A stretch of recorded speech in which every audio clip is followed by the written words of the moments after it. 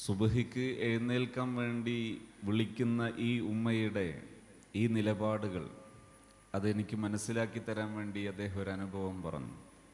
ഒരു കല്യാണം നടക്കുകയാണ്. ഒരു 40 കൊല്ലം മുമ്പേ ഉള്ള ഒരു കല്യാണമാകുമ്പോൾ നമുക്കറിയാലോ, ഇന്നത്തതുപോലെയല്ല. അന്ന് ഒരു കല്യാണം എന്നൊക്കെ പറഞ്ഞാൽ വാടകയ്ക്ക് പന്തലിട്ട് കൊടുക്കുന്ന ആ നാളല്ല. ദിവസങ്ങൾക്ക് മുമ്പേ അല്ലെങ്കിൽ ആഴ്ചകൾക്ക് മുമ്പേ നാട്ടുകാരും ബന്ധുക്കളെല്ലാം ചേർന്ന് ആ വീട്ടിലും പരിസരത്തെ വീടുകളിലെല്ലാമുള്ള മടഞ്ഞു വെച്ച ഓലയുണ്ടാകും. ആ ഓല വായ്പയെടുത്ത് അത് കൊണ്ടുവന്ന് പന്തലിടുന്ന കാലമാണ്. അങ്ങനെ പന്തലിടുമ്പോൾ അദ്ദേഹം പറയാണ്, ഒരു ദിവസം രാത്രി വൈകി ഞങ്ങൾ മക്കളൊക്കെ പല ജോലികളും കഴിഞ്ഞ് കിടക്കുകയാണ്. കിടക്കുമ്പോൾ ഞങ്ങളുടെ ബന്ധുക്കളായ മറ്റ് ഞങ്ങളുടെ സഹപാഠികൾ ഞങ്ങൾ സമപ്രായക്കാർ ഞങ്ങൾ ഒന്നിച്ച് വീട്ടിൻ്റെ നടുവകത്ത് കിടക്കുകയാണ്. കിടക്കുമ്പോൾ അദ്ദേഹം പറയാം, ഞാനും ജ്യേഷ്ഠനും പറഞ്ഞു, ഇവിടെ ഒരു പ്രത്യേക ശൈലിയുണ്ട്. ഉമ്മ സുബഹിക്ക് വിളിക്കും.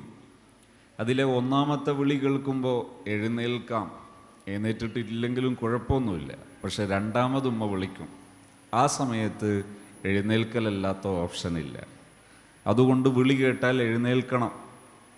ഇനി എഴുന്നേൽക്കാതിരുന്നാൽ വല്ല ശബ്ദവും കേൾക്കും, എഴുന്നേറ്റ് ഓടിയാൽ മതി, അത് അടിയുടെ ശബ്ദമായിരിക്കും.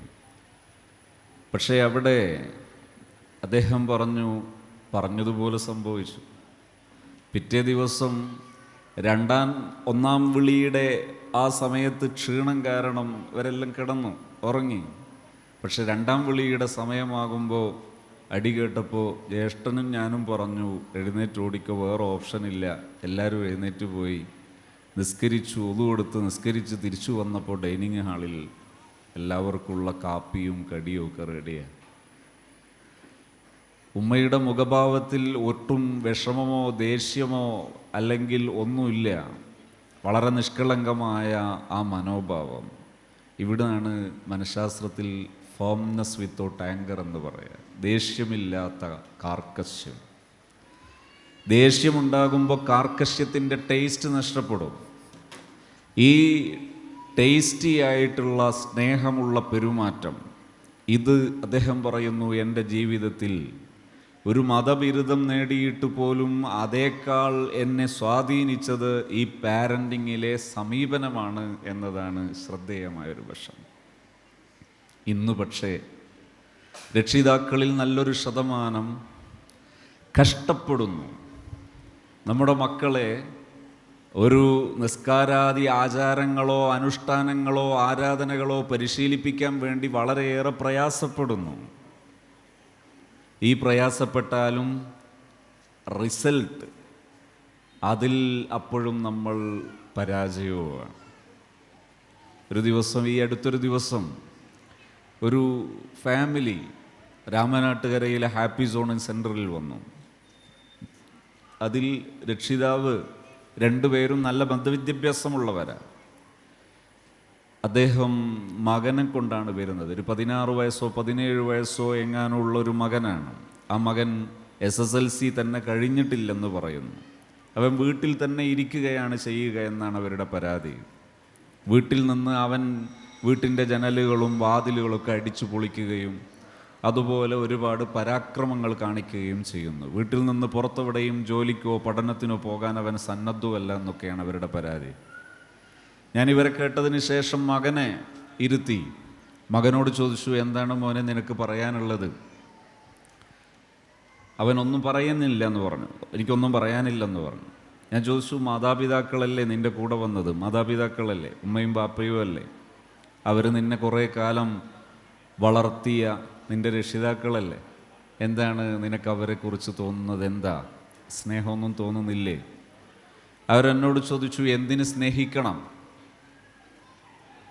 എനിക്കെൻ്റെ ജീവിതത്തിൽ എൻ്റെ മാതാവിനെയോ പിതാവിനെയോ ആകെ ഓർമ്മയുള്ളത് എന്നെ തല്ലിയതും എന്നെ ചീത്ത വിളിച്ചതും എൻ്റെ കണ്ണിൽ മുളകെഴുതിയതുമൊക്കെയുള്ള അനുഭവങ്ങൾ മാത്രമാണ് എനിക്ക് ഓർമ്മയുള്ളത്. ഞാൻ എന്തിനവരെ സ്നേഹിക്കണം? ഞാൻ എന്തിനവരെ ബഹുമാനിക്കണം?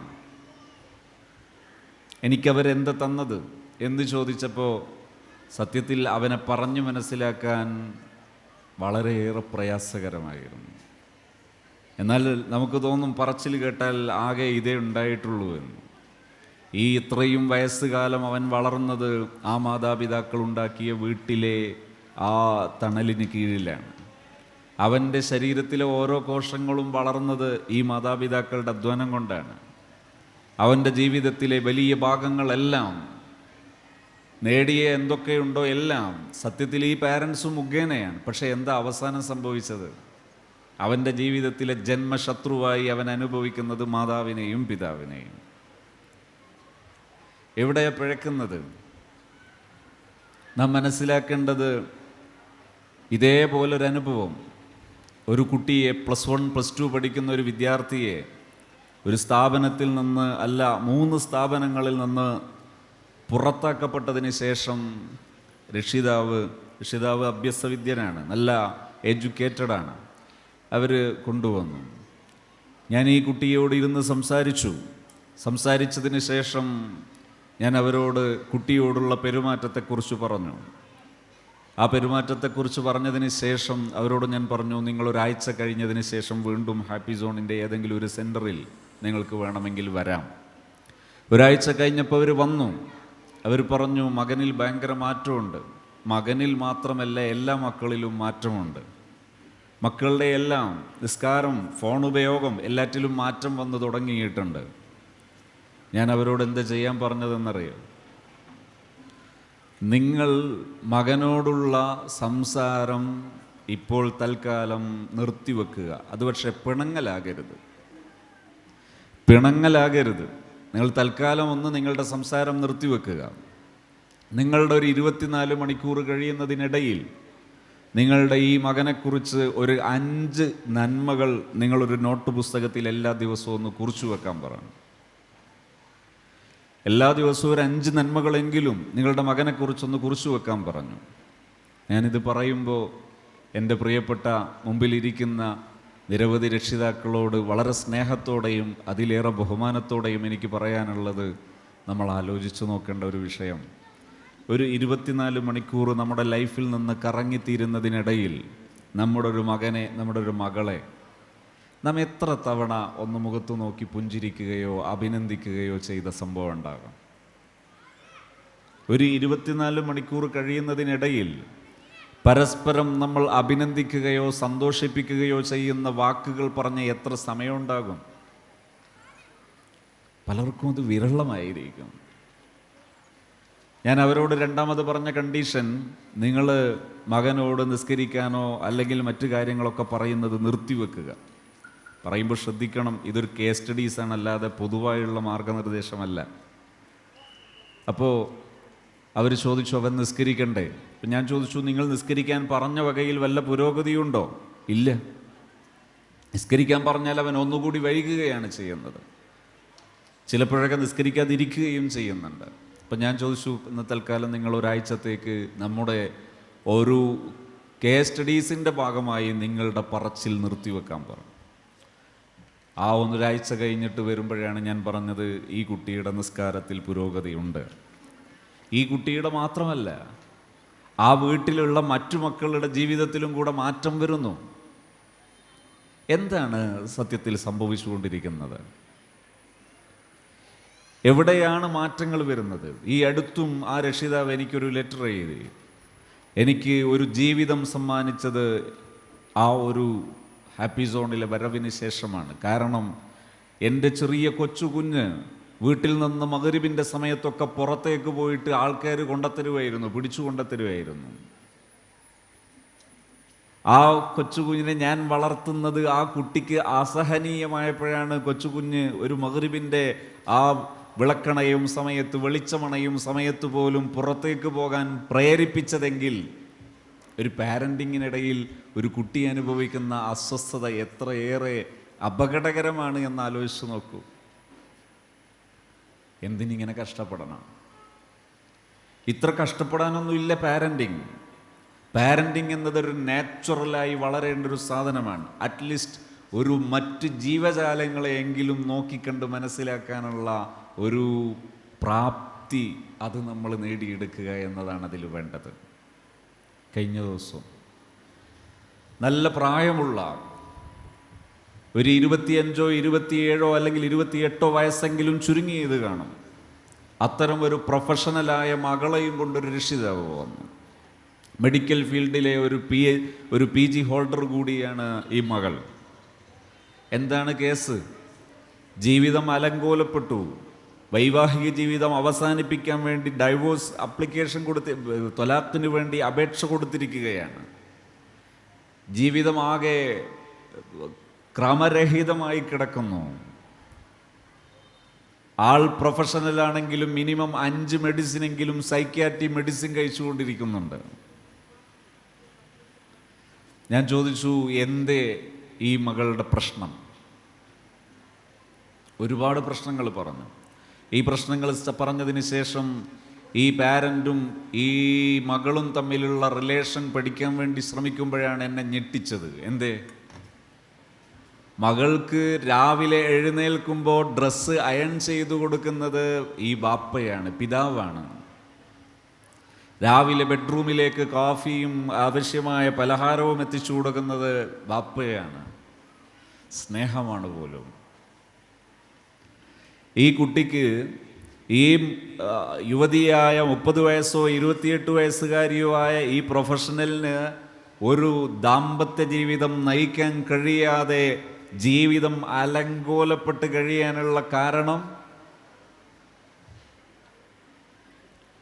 ലൈഫ് സ്കിൽ എന്ന് പറയുന്നതില്ലാതെ എഡ്യൂക്കേഷൻ എന്ത് പ്രസക്തിയാണ് ഉള്ളത്? ഞാൻ പറഞ്ഞത്, ഇന്ന് ഈ മകളെ ആലോചിച്ച് ബാപ്പ രോഗിയാണ്, മകളെ ആലോചിച്ച് ഉമ്മ രോഗിയാണ്. ഉമ്മ തൈറോയിഡ് പേഷ്യൻ്റാണ്, ഹൈപ്പർ തൈറോയിഡായിട്ട് മെഡിസിൻ കഴിച്ചുകൊണ്ടിരിക്കുന്നു. മെഡിസിൻ ഇഫക്റ്റ് ചെയ്യുന്നില്ല. തൈറോയിഡ് ഗ്രന്ഥിയിൽ ഉൽപ്പാദിപ്പിക്കേണ്ട ഹോർമോൺസ്, എൻസൈമുകൾ ഉൽപ്പാദിപ്പിക്കപ്പെടുന്നില്ല. മെഡിസിൻ പോലും സപ്പോർട്ട് ചെയ്യുന്നുമില്ല. എന്തേ കാരണം? മകളെക്കുറിച്ചുള്ള ആശങ്ക. 30 വയസ്സുകാരിയായ മകളെക്കുറിച്ച് ആശങ്കപ്പെടുന്ന ഈ മനുഷ്യനെന്ന ജീവിയെ കണ്ടാൽ കോഴികൾ പോലും ആടുകൾ പോലും നാണിക്കും. അയ്യേ, ഒരു കോഴി ഇപ്പം നമ്മുടെ നാട്ടിലൊക്കെ കുറവാണ്. കോഴി തന്നെ മുട്ട കൂടെ വെച്ച് അടയിരുന്ന് വിരിയുന്നത് കുറവാണ്. പണ്ട് അങ്ങനെ ഉണ്ടായിരുന്നു നമ്മുടെ നാട്ടിലൊക്കെ. അടയിരുന്ന് വിരിഞ്ഞ ആദ്യത്തെ ദിവസം നമ്മൾ നുറുക്കരി ഇട്ട് കൊടുക്കും. നുറുക്കരി ഇട്ട് കൊടുത്താൽ ആ അമ്മ കോഴി കൊത്തിയിട്ട് ചിലപ്പോൾ കൊക്കിലും ചിലപ്പോൾ കൊക്കിന് മുമ്പിലൊക്കെ ഇട്ട് കൊടുക്കും. 2ാമത്തെ ദിവസമാകുമ്പോൾ സൈറൻ മാത്രം കൊടുക്കും. ഇതാ അരി വിതരണം നടക്കുന്നുണ്ട് എന്ന സൈറൻ മാത്രമേ ഉണ്ടാവുള്ളൂ. തൊട്ടടുത്ത ദിവസമാകുമ്പോൾ മൂപ്പര് കൂട്ടി നടക്കും, പറമ്പുകളിൽ നടക്കും. ചിക്കിയിട്ട് മറ്റ് ഈ ഇലകൾക്കടിയിലെയൊക്കെ സൂക്ഷ്മജീവികളെ മൂപ്പരെടുത്ത് പുറത്ത് തിന്നാൻ പാകത്തിൽ തട്ടിക്കൊടുക്കും. കുറച്ച് ദിവസങ്ങൾ കൂടി കഴിയുമ്പോൾ അവരവർ ചിന്തിക്കൊള്ളണം.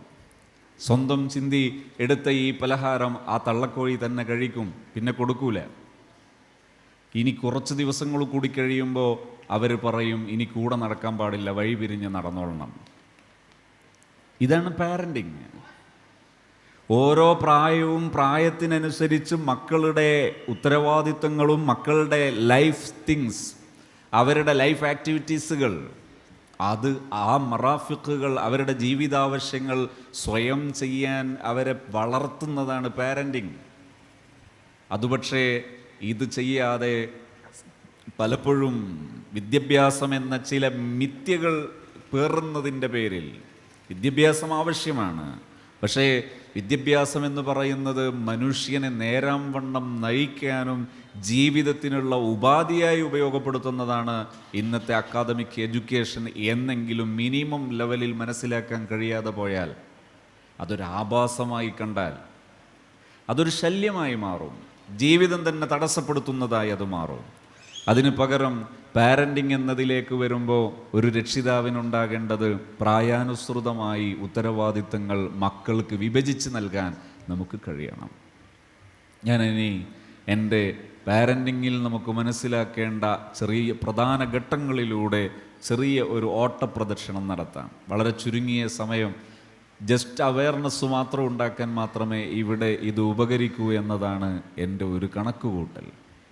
കൂടാതെ ഞാൻ ഒന്നുകൂടി രക്ഷിതാക്കളുടെ മുമ്പിൽ പറയാണ്, നാം ഒരു രക്ഷിതാവ് എന്ന രീതിയിൽ നമുക്ക് സാധിക്കേണ്ടത്, നമുക്ക് വളർന്നു വരുന്ന മക്കളെ അവരുടെ പ്രായത്തിനനുസരിച്ച് വിദ്യാഭ്യാസം നേടാനും അതുപോലെ ആരോഗ്യം സംരക്ഷിക്കാനും സാമ്പത്തികമായ അഭിവൃദ്ധിയോടെ ജീവിക്കാനും ജീവിതത്തിൽ കൃത്യമായ ഒരു പ്രൊഫൈൽ നേടിയെടുക്കാനും ഇതിനെല്ലാം നമ്മുടെ മക്കളെ പ്രാപ്തമാക്കാൻ നമുക്ക് കഴിയും, നാം പാരൻറ്റിങ് പ്രാക്ടീസ് ചെയ്യുകയാണെങ്കിൽ. ലോക നിലവാരം പുലർത്തുന്ന വിദ്യാഭ്യാസ പ്രക്രിയകളിലെല്ലാം പാരൻറ്റിങ് എന്നത് വളരെ അനിവാര്യമായ ഒരു ഘടകമായി നടക്കുന്നതാണ്. പക്ഷേ നമ്മുടെ രാജ്യത്ത് അങ്ങനെ ഇന്നും വിദ്യാഭ്യാസം വളർന്നിട്ടില്ല എന്നത് ഖേദകരമായ ഒരു വസ്തുതയാണ്. ഈ പശ്ചാത്തലം നിലനിൽക്കെ തന്നെ ഞാൻ എൻ്റെ പ്രിയപ്പെട്ട രക്ഷിതാക്കളോട് പറയാൻ ശ്രമിക്കുകയാണ്, ആഗ്രഹിക്കുകയാണ്.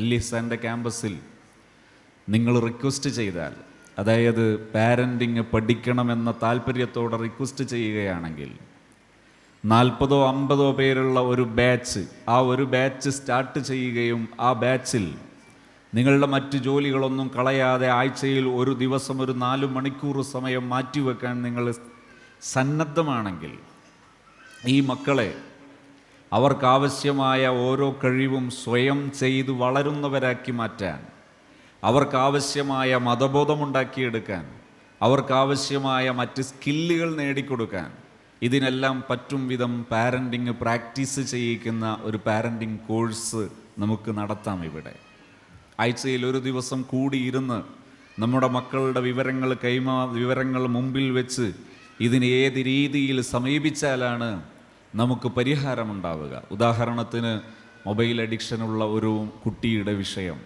വലിയ ഒരു പ്രശ്നം തന്നെയാണത്. മൊബൈൽ അഡിക്ഷൻ ഭാരമാകാത്തവർ അല്ലെങ്കിൽ പ്രയാസമാകാത്തൊരു ഫാമിലി വളരെ കുറവായിരിക്കും ഇന്ന്. മക്കളുടെ പഠനത്തെ തടസ്സപ്പെടുത്തുന്ന, മക്കളുടെ വളർച്ചയെ തടസ്സപ്പെടുത്തുന്ന, മക്കളുടെ സ്വഭാവത്തെ തടസ്സപ്പെടുത്തുന്ന ഒരു ഭീകരമായ പ്രശ്നമായി പലയിടത്തും മൊബൈൽ എന്നത് അഡിക്ഷനായി നമ്മെ പിന്തുടരുന്നു എന്നത് ഒരു വലിയ സത്യമാണ്. ഇത് പരിഹരിക്കാൻ നമുക്ക് പ്രാക്ടിക്കലി സാധിക്കും. എന്നാൽ അതിസാഹസികത ഒന്നും ആവശ്യവുമില്ല. അതിനാണ് ഞാൻ നേരത്തെ ഉദാഹരണങ്ങൾ പറഞ്ഞത്.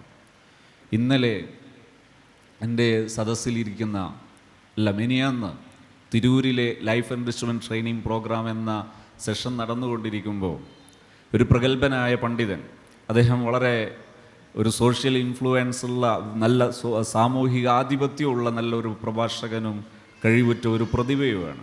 അദ്ദേഹം പറഞ്ഞു, കുറച്ച് മാസങ്ങൾക്ക് മുമ്പ് ഞാൻ ഇതുപോലെ നടത്തിയ ഒരു ട്രെയിനിങ് പ്രോഗ്രാമിൻ്റെ ഒരു വീഡിയോയുടെ സപ്പോർട്ടോടുകൂടെ അദ്ദേഹത്തിൻ്റെ ഭാര്യ ഒരു ആക്ടിവിറ്റി ശ്രമിക്കുകയും ആക്ടിവിറ്റി ഉപയോഗപ്പെടുത്തിയപ്പോൾ പരിശ്രമിച്ചപ്പോൾ അദ്ദേഹം പറഞ്ഞു, മക്കളിൽ ഭയങ്കര മാറ്റമുണ്ടായി. അതുവരെ പലപ്പോഴും നിസ്കരിപ്പിക്കാനും അതുപോലുള്ള കാര്യങ്ങൾ ചെയ്യാനൊക്കെ ഭയങ്കര ബുദ്ധിമുട്ടായിരുന്നു. പക്ഷേ വളരെ എളുപ്പം കാര്യങ്ങൾ നടന്നു എന്ന് കണ്ടപ്പോൾ അദ്ദേഹം പറഞ്ഞു, എനിക്കും അത് ഭയങ്കര കൗതുകമായി. ഞാൻ പറഞ്ഞു കൊണ്ടുവന്നത് സിമ്പിൾ ആക്ടിവിറ്റീസുകളാണ് ചെയ്യേണ്ടത്, പക്ഷേ അതിനൊരു ട്രെയിനിങ് ബാക്കപ്പ് വേണം. ഒരു ട്രെയിനിങ് ബാക്കപ്പോടു കൂടെയാണ് നമ്മളിത് പരിശീലിക്കുന്നതെങ്കിൽ വളരെ കൃത്യമായി നമ്മുടെ മക്കളെ വളർത്താനും മക്കളെ ഉയർത്തിയെടുക്കാനും നമുക്ക് കഴിയും. പക്ഷെ ഒരു കാര്യമുണ്ട്, മക്കൾ ഇത്തരം കാര്യങ്ങളൊക്കെ ചെയ്ത് വളരേണ്ടത് ഭയത്തോടെയല്ല, ആശങ്കയോടെയല്ല, നിർബന്ധിതരായിട്ടല്ല, മറിച്ച് ആസ്വദിച്ച് അംഗീകരിച്ച് ചെയ്തു വളരുമ്പോഴേ അതിന് വസ്തുതയുള്ളൂ. ആ രീതിയിൽ വളരാൻ അവരെ സഹായിക്കുമ്പോൾ അപ്പോൾ മാത്രമേ പാരൻറ്റിങ് പോസിറ്റീവ് ആകുന്നുള്ളൂ. അതായത് പാരൻറ്റിങ് നടത്തി നമ്മൾ മക്കളെ ഉഷാറാക്കുമ്പോൾ രക്ഷിതാക്കളായ നമുക്ക് മനസ്സമാധാനം അനുഭവിക്കാൻ കഴിയണം. അതേപോലെ നമ്മുടെ മക്കൾക്കും മനസ്സമാധാനം അനുഭവിക്കാൻ കഴിയണം. അപ്പോഴേ അതിന് ശരിയുള്ളൂ. അതുകൊണ്ട് തന്നെ ഈ ഒരു വിഷയം കൂടി ഇതിനിടയിലൂടെ നമുക്ക് നടക്കണം.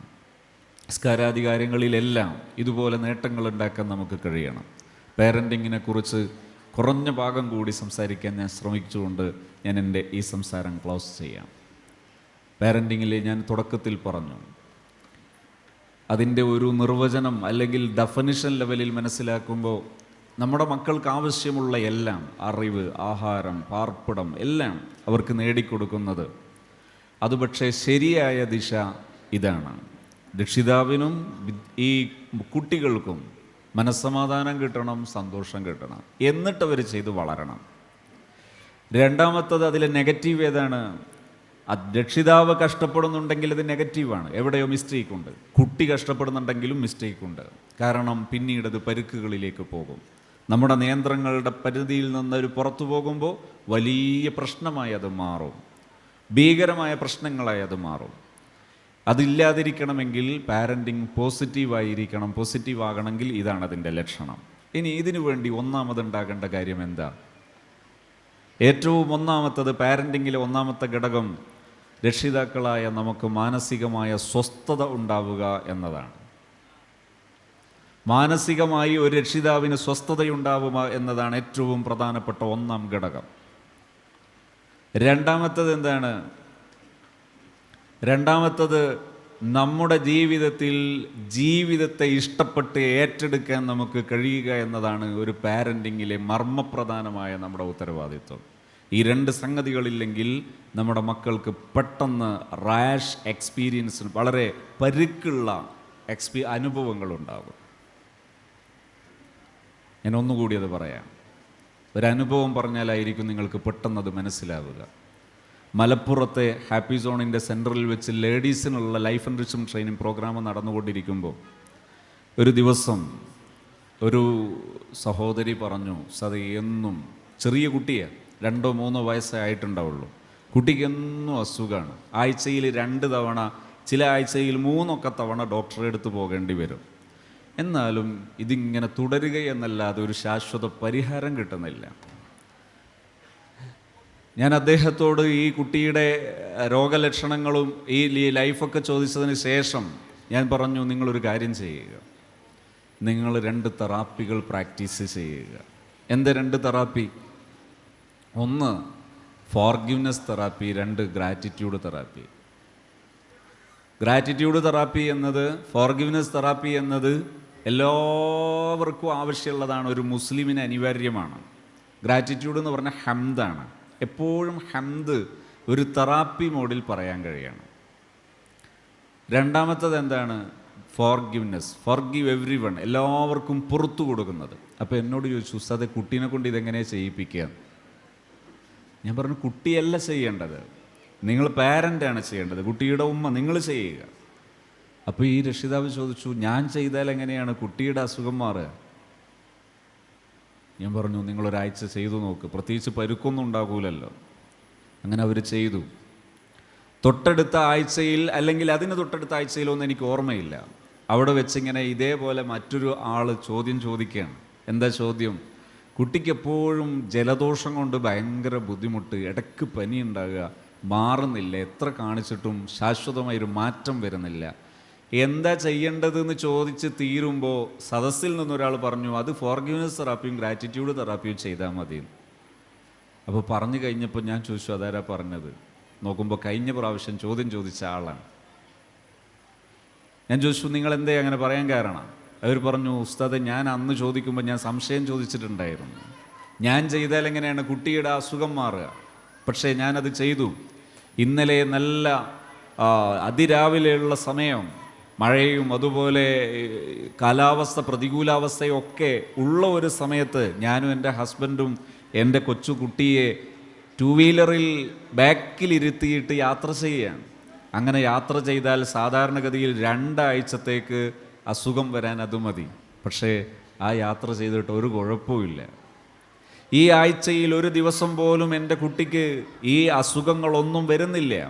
എന്നു മാത്രമല്ല, പലപ്പോഴും ഇത് പ്രാക്ടീസ് ചെയ്യുന്ന, മാനസികമായി സ്വസ്ഥത ലൈഫിൽ പ്രാക്ടീസ് ചെയ്യുന്ന പാരൻസിൽ കുട്ടികളിൽ അസുഖ സാധ്യത വളരെ കുറവാണ്.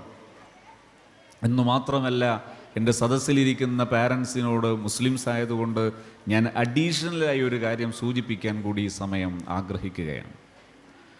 നമ്മുടെ മക്കളിൽ കാലാവസ്ഥാ വ്യതിയാനങ്ങൾ ഉണ്ടാകുന്ന സമയത്ത്, ഈ കാലാവസ്ഥ ഇടക്കൊന്നും മാറുകയൊക്കെ ചെയ്യുമ്പോൾ വരുന്ന ചെറിയ അസുഖങ്ങളൊക്കെ വരുമ്പോൾ നിങ്ങൾ ഒന്ന് പരിശോധിച്ച് നോക്കുക. എന്താ ചെയ്യേണ്ടത്? സ്ഥിരമായി സാധാരണ ലൈഫിൽ എൻ്റർടൈൻ ടൈപ്പിൽ, എൻജോയ്മെൻറ്റ് ടൈപ്പിൽ, ഒരു ആസ്വാദന രീതിയിൽ, ഒന്ന് രണ്ട് കാര്യങ്ങൾ കൊണ്ട് നടക്കുക. ഞാൻ ഏറ്റവും കൂടുതൽ അനുഭവിച്ചൊരു സാധനം പറയാം. മങ്കൂസ് മൗലിദ്. മങ്കൂസ് മൗലിദിലെ ആദ്യ ഭാഗത്തുള്ള വരികൾ, അൻത തത്ലു ബൈനന ഫിൽ കവാക്കിബി കൽ ബുദൂർ, ആ വരികൾ ഒരു 5 6 7 വരികൾ, ആ വരികൾ അതിൻ്റെ ജവാബോടുകൂടെ നിങ്ങൾക്ക് അറിയാവുന്ന ഈണത്തിൽ ചൊല്ലി ശീലിക്കുക ഡെയിലി. പ്ലസ് തവസ്സൽനാ ബിബിസ്മില്ലാ വബിൽഹാദി റസൂലില്ലാ വകുല്ലി മുജാഹിദില്ലില്ലാ വാഹിലിൽ ബദ്രി യാ അല്ലാഹ് സ്വലാത്തുല്ലാഹ് സലാമുല്ലാഹ് അലാ ത്വാഹ റസൂലില്ലാഹ് സ്വലാത്തുല്ലാഹ് സലാമുല്ലാഹ് അലാ യാസീൻ ഹബീബില്ലാഹ്. 14 വരികൾ ഇതും ഈണത്തിൽ സ്ഥിരമായി ചൊല്ലി ശീലിക്കുക. ചെറിയ ചെറിയ അസ്വസ്ഥതകൾ മക്കൾ വരുന്ന സമയത്ത് നിങ്ങൾ മക്കളെ കൂടെ ഇരുത്തിയിട്ട് നല്ല സ്വസ്ഥതയോടെ ഈണത്തിൽ കൂടെ ഇരുത്തി ഒന്ന് ചൊല്ലി നോക്കുക. സ്ഥിരമായി ചൊല്ലി ശീലമുള്ള ഒരു ഉമ്മ നിങ്ങളിത് ചൊല്ലിയാൽ നിങ്ങളുടെ കൂടെ ഇരിക്കുന്ന ഈ മദർ വേർബ്സ് അനുഭവിക്കുന്ന കൊച്ചു കുഞ്ഞിന് അറ്റ് എ സെയിം ടൈം അവരിൽ ഇമ്മ്യൂണേഷൻ ബിൽഡ് ചെയ്യുന്നത് കാണാം. എന്ന് മാത്രമല്ല, കൊച്ചു ഈ വ്യതിയാനം അവരുടെ ശരീരത്തിലെ ഈ ചൂടും കാര്യങ്ങളൊക്കെ വളരെ പെട്ടെന്ന് നോർമലാകുന്നത് കാണാം. പരിശോധിച്ചു നോക്കുക നിങ്ങൾ.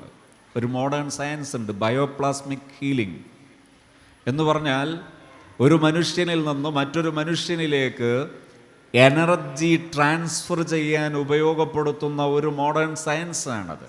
100-ലധികം രാജ്യങ്ങളിൽ അംഗീകരിക്കപ്പെട്ട ഒരു സയൻസ് കൂടിയാണത്. ഏകദേശം 40-50 വർഷം റഷ്യൻ US യൂണിവേഴ്സിറ്റികളിൽ പഠനം നടന്നൊരു മാറ്റർ കൂടിയാണത്. എന്താണ്? ഒരു മനുഷ്യനിൽ നിന്ന് മനുഷ്യനിലേക്ക് ട്രാൻസ്ഫർ ആകുന്ന എനർജി, അവർ പ്രയർ എനർജി എന്നൊക്കെയാണ് പറയുന്നത്. എന്താണ് അതിൻ്റെ ആകത്തുക? ഞാൻ നിങ്ങൾക്ക് എളുപ്പം മനസ്സിലാകാൻ ഒരു ഭാഷയിൽ പറയാം. ഞാൻ ഈ സദസ്സിൽ നിന്ന് ഏതെങ്കിലും ഒരാളെ അഡ്രസ്സ് ചെയ്യുന്നു എന്ന് സങ്കല്പിക്കുക. ആ ഒരാളെ വളരെ സ്നേഹത്തോടെ പുഞ്ചിരിയോടെ ചിരിച്ചുകൊണ്ട് ഞാൻ അദ്ദേഹത്തെ അഡ്രസ്സ് ചെയ്യുന്നു. ആ സമയത്ത് അദ്ദേഹത്തിൻ്റെ മനസ്സിലുണ്ടാകുന്ന ഒരു ഹാപ്പിനെസ് എല്ലാവർക്കും മനസ്സിലാവില്ലേ? എല്ലാവർക്കും മനസ്സിലാകും. അതേസമയം ഒരാളെ ഞാൻ ഒരു അത്യാവശ്യം ദേഷ്യത്തോടെ അല്ലെങ്കിൽ ഒരു നെഗറ്റീവ് ഇമോഷനോടുകൂടെ ഒരാളെ തന്നെ സൂക്ഷിച്ചു നോക്കുകയും എന്താ നിങ്ങളുടെ പേര് എന്ന രീതിയിൽ അദ്ദേഹത്തോടൊരു 2 മിനിറ്റ് സംസാരിക്കുകയും ചെയ്താൽ അയാളുടെ മൈൻഡിൽ ഉണ്ടാകുന്ന മാറ്റം നിങ്ങൾക്ക് എല്ലാവർക്കും മനസ്സിലാവില്ലേ?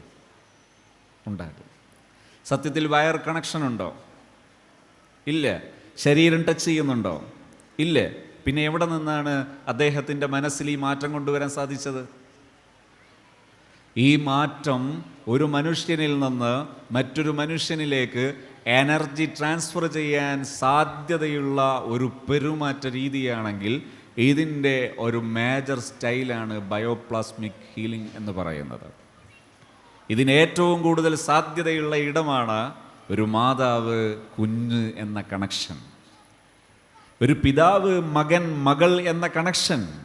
അവിടെ നാം ഇത് ശീലമാക്കുകയാണെങ്കിൽ അതൊരു ബെസ്റ്റ് എക്സ്പീരിയൻസ് ആയിട്ട് മാറുമെന്ന് കൂടി ഞാൻ ഈ സന്ദർഭം ചേർത്ത് പറയുകയാണ്. അതായത് നാം ഇത്തരം ആത്മീയമായി നമുക്ക് പുണ്യമാണെന്ന് വിശ്വാസമുള്ള മദ്ഹ് ഗീതങ്ങൾ ആസ്വദിച്ച് ചെയ്യുകയും അത് ശീലമാക്കുകയും ചെയ്യുന്നൊരാൾ അത്തരം സാധ്യതയുള്ള സമയത്ത് അണച്ചുകൂട്ടി നിങ്ങളുടെ കുഞ്ഞിനോട് ചേർന്നത് ആസ്വദിക്കുമ്പോൾ ഈ കുഞ്ഞിനും അതിൻ്റേതായ ഇഫക്റ്റ് കാണാം.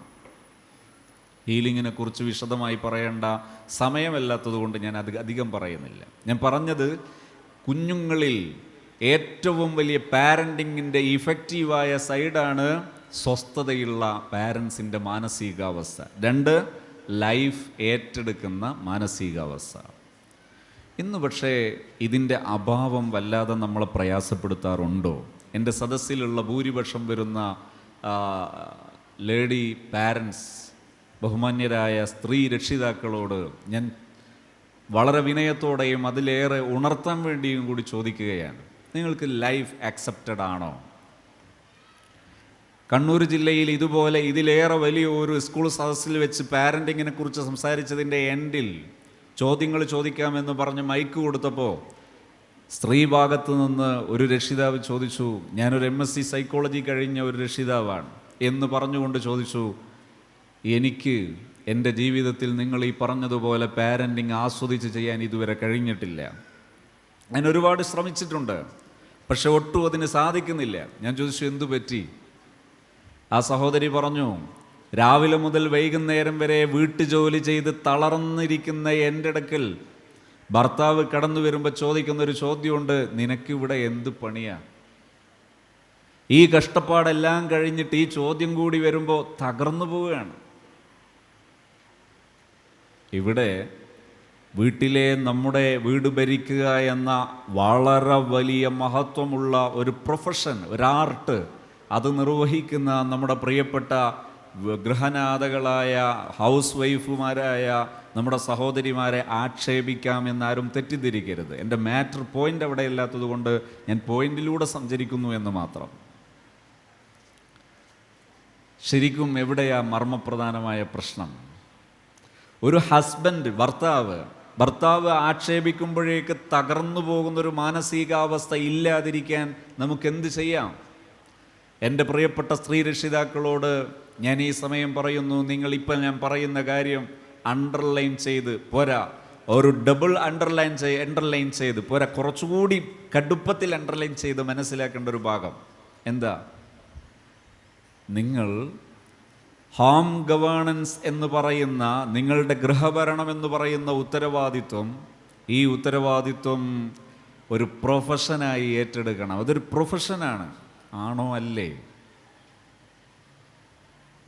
വെറുതെ സ്ത്രീകളെ വീട്ടിലിരുത്താൻ വേണ്ടി എന്തെങ്കിലും പറയുകയാണെന്ന് തോന്നരുത്. എഡ്യൂക്കേറ്റഡ് ആണ് നമ്മുടെ സമൂഹത്തിലുള്ള പുതിയ സഹോദരിമാർ. ഞാൻ അവരോട് പറയുന്നു, പറ്റുമെങ്കിൽ നിങ്ങൾ വായിച്ചു നോക്കൂ. വെൻ ബ്രീത്ത് ബിക്കംസ് എയർ, ഒരു പുസ്തകത്തിൻ്റെ പേരാണത്. ഒരു ശ്വാസം മരണമായി മാറുമ്പോൾ എന്നാണ് അതിന് പറയാവുന്നൊരു മലയാളം. പോൾ കാളനിധി എന്ന് പറയുന്ന ലോകത്തറിയപ്പെട്ട ഒരു ന്യൂറോളജിസ്റ്റിൻ്റേതാണ് ആ പുസ്തകം. ആ പുസ്തകം കൺക്ലൂഡ് ചെയ്യുന്നത്, പൂർത്തീകരണം നടത്തുന്നത് ഭാര്യ, ഒരു ന്യൂറോളജിസ്റ്റ് കൂടിയായ ഭാര്യ കൂടിയാണ് അത് പൂർത്തിയാക്കുന്നത്. ആ പുസ്തകത്തിൻ്റെ സമ്മറി എന്താണെന്നറിയാം? ലോകത്തെ തന്നെ കീഴടക്കി US നിന്ന് പഠിച്ചു വളർന്ന ഈ ന്യൂറോളജിസ്റ്റ് ലോകത്തറിയപ്പെട്ട ഒരു ഡോക്ടറായിരിക്കെ ഒരുപാട് വളരെ പ്രശസ്തമായ ഹോസ്പിറ്റലുകളിൽ വെച്ച് നിരവധി മനുഷ്യരുടെ ജീവനും മരണവും തീരുമാനിക്കപ്പെടുന്ന അനർഘ നിമിഷങ്ങൾക്ക് സാക്ഷിയായ ഒരു ഡോക്ടർ.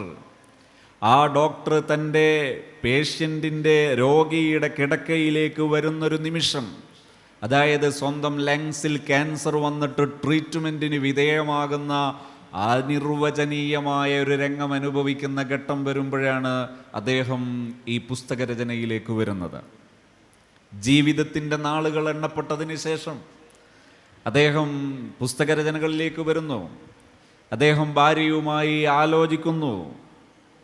അങ്ങനെ അവരൊരു കുഞ്ഞു വേണമെന്ന് തീരുമാനിക്കുന്നു. കുഞ്ഞു ജനിക്കുന്നു. അവസാനം കുഞ്ഞ് ജനിക്കുമ്പോഴേക്ക് അദ്ദേഹം ഏകദേശം മരണത്തോടടുത്ത ദിവസങ്ങളിലേക്ക് എത്തിയിട്ടുണ്ട്.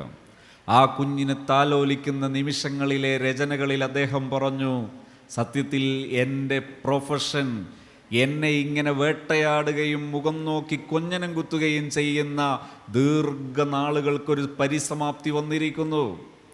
ഇന്നിതാ ഞാനൊരു പരമസത്യം തിരിച്ചറിഞ്ഞിരിക്കുന്നു. ഈ പരമസത്യം ഞാൻ ലോകത്തോട് പറയുകയും ചെയ്യുന്നു. എന്താണത്? സത്യത്തിൽ ഞാനൊരു ന്യൂറോളജിസ്റ്റ് ആകേണ്ടിയിരുന്നത് ഇങ്ങനെ ഒരു ജീവിതം സ്ഥിരപ്പെട്ടതിന് ശേഷം ഈ ജീവിതത്തിന് വേണ്ടി ഞാനൊരു പ്രൊഫഷനാകണമായിരുന്നു. എന്തിനാ ജോലി? ജീവിക്കാൻ വേണ്ടിയാണ് ജോലി.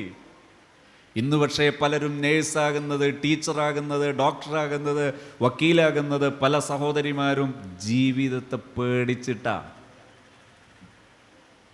എന്തിനാ നേഴ്സാകുന്നത്?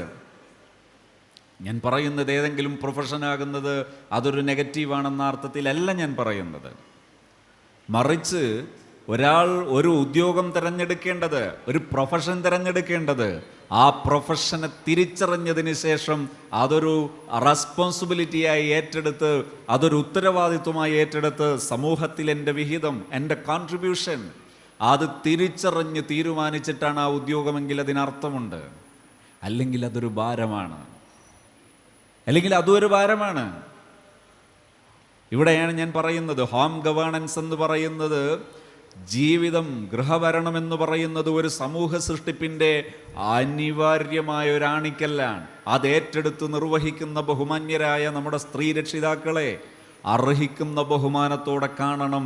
അത് പക്ഷേ മറ്റുള്ളവർ എന്നെ അങ്ങനെ കാണണമെന്ന് ചിന്തിച്ചാൽ നിങ്ങൾ കുടുങ്ങി. എൻ്റെ പ്രിയപ്പെട്ട രക്ഷിതാക്കളോട് ഞാൻ പറയുന്നു, എൻ്റെ ഭർത്താവ് എന്നെ തിരിച്ചറിയണമെന്നാണ് നിങ്ങളുടെ ആവശ്യമെങ്കിൽ ക്ലോസ്ഡ്, നിങ്ങൾ കുടുങ്ങി. ഭർത്താവ് തിരിച്ചറിഞ്ഞാലും ഇല്ലെങ്കിലും നിങ്ങളെ തിരിച്ചറിയേണ്ടത് നിങ്ങളാ, നിങ്ങളെ സപ്പോർട്ട് ചെയ്യേണ്ടത് നിങ്ങളാണ്. അങ്ങനെ ഒരു ഗൃഹജീവിതം ഏറ്റെടുത്തിട്ട് ആ ഗൃഹജീവിതം ആസ്വദിച്ച് ചെയ്യുമ്പോൾ, ഒരു പ്രൊഫഷൻ ഏറ്റെടുക്കുന്ന സമയത്ത് അതിൻ്റെ പ്രൊഫഷണാലിറ്റിയുടെ സ്വഭാവം എന്താ? ഗെയിമിഫിക്കേഷൻ മോഡെന്നാ പറയുക. എന്താ ഗെയിമിഫിക്കേഷൻ? ഗെയിം, കളി കണ്ടിട്ടുണ്ടോ? ഇപ്പം എന്ത് വെയിലാ! ഈ വെയിലത്തെങ്ങാനും നിങ്ങൾ കുട്ടികൾക്ക് ഒരു ക്രിക്കറ്റ് 6 സ്റ്റമ്പും 2 ബാറ്റും 1 ബോളും 1 ഗ്രൗണ്ടും കാണിച്ചു കൊടുത്ത് നോക്ക്, എന്ത് ചെയ്യും? അവരാ വെയിലത്ത് കളിക്കും. 10, 20, 25 ഓവർ സെറ്റ് ചെയ്തിട്ട് അവർ കളിക്കും. ആ ക്രിക്കറ്റ് കളിക്കുന്ന സമയത്ത് തലങ്ങും വിലങ്ങും അവർ റൺസിന് വേണ്ടി ഓടും. ഈ ഓട്ടമെല്ലാം കഴിഞ്ഞ് വേർത്ത് കുളിച്ച് കയറുമ്പോൾ വല്ല ടെൻഷനും ഉണ്ടാവോ? ഇല്ല. എന്തുകൊണ്ടില്ല? അതിനാണ് ഗെയിമിഫിക്കേഷൻ എന്ന് പറയാം. രാവിലെ മുതൽ വൈകുന്നേരം വരെ കൃത്യമായ ടൈം ടേബിൾ ഉപയോഗിച്ച്, ടൈം മാനേജിങ്ങോടുകൂടെ, ടൈം ഷെഡ്യൂളിങ്ങോടുകൂടെ, സമയക്രമീകരണത്തോടുകൂടെ കൃത്യമായി ജോലി ചെയ്ത് കഴിയുമ്പോൾ വേർത്ത് കുളിച്ചാലും ഒരു ഉന്മേഷമുണ്ടോ? You are a profession. അപ്പോഴാണ് നിങ്ങളൊരു പ്രൊഫഷനാകുന്നത്. അതാണ് ഹോം ഗവേണൻസ്. അങ്ങനെ നിങ്ങൾ ഹോം ഗവേണൻസ് ലീഡ് ചെയ്യുന്നുണ്ടെങ്കിൽ, ഗൃഹഭരണം മുന്നോട്ട് കൊണ്ടുപോകുന്നുണ്ടെങ്കിൽ നിങ്ങൾ ആരാ? ഒരു പൊളിറ്റിക്സ് പഠിക്കുന്ന, സോഷ്യൽ സയൻസ് പഠിക്കുന്ന ഒരു വിദ്യാർത്ഥിയെ സംബന്ധിച്ചിടത്തോളം നിങ്ങൾ ഈ സമൂഹ സൃഷ്ടിപ്പിലെ ഒരു പ്രധാന എലമെൻ്റാണ്, പ്രധാന ഘടകമാണ്. നിങ്ങളൊരു ഉന്നതരാണ്. ഇസ്ലാമിക ഭാഷയിൽ പറഞ്ഞാൽ, ഇസ്ലാമിക് കൺസെപ്റ്റിൽ നിന്നുകൊണ്ട് പറഞ്ഞാൽ, ഹബീബായ റസൂലുള്ളാഹി സ്വല്ലല്ലാഹു അലൈഹി വസല്ലം തങ്ങൾ പറഞ്ഞു, കുല്ലുക്കും റാഇൻ വ കുല്ലുക്കും മസ്ഊലുൻ അൻ റഇയതിഹി അൽ മർഅതു റാഇയത്തുൻ അലാ ബൈതി സൗജിഹാ. ഒരു സ്ത്രീ എന്ന് പറയുന്നത് അവരുടെ മഹോന്നതമായ ഉത്തരവാദിത്വം ഗൃഹഭരണമാണ്. ആ ഗൃഹഭരണം നേടിയാലുള്ള അതിൻ്റെ ബെനിഫിറ്റ്സ് എന്താണ്? നേട്ടം എന്താണ്?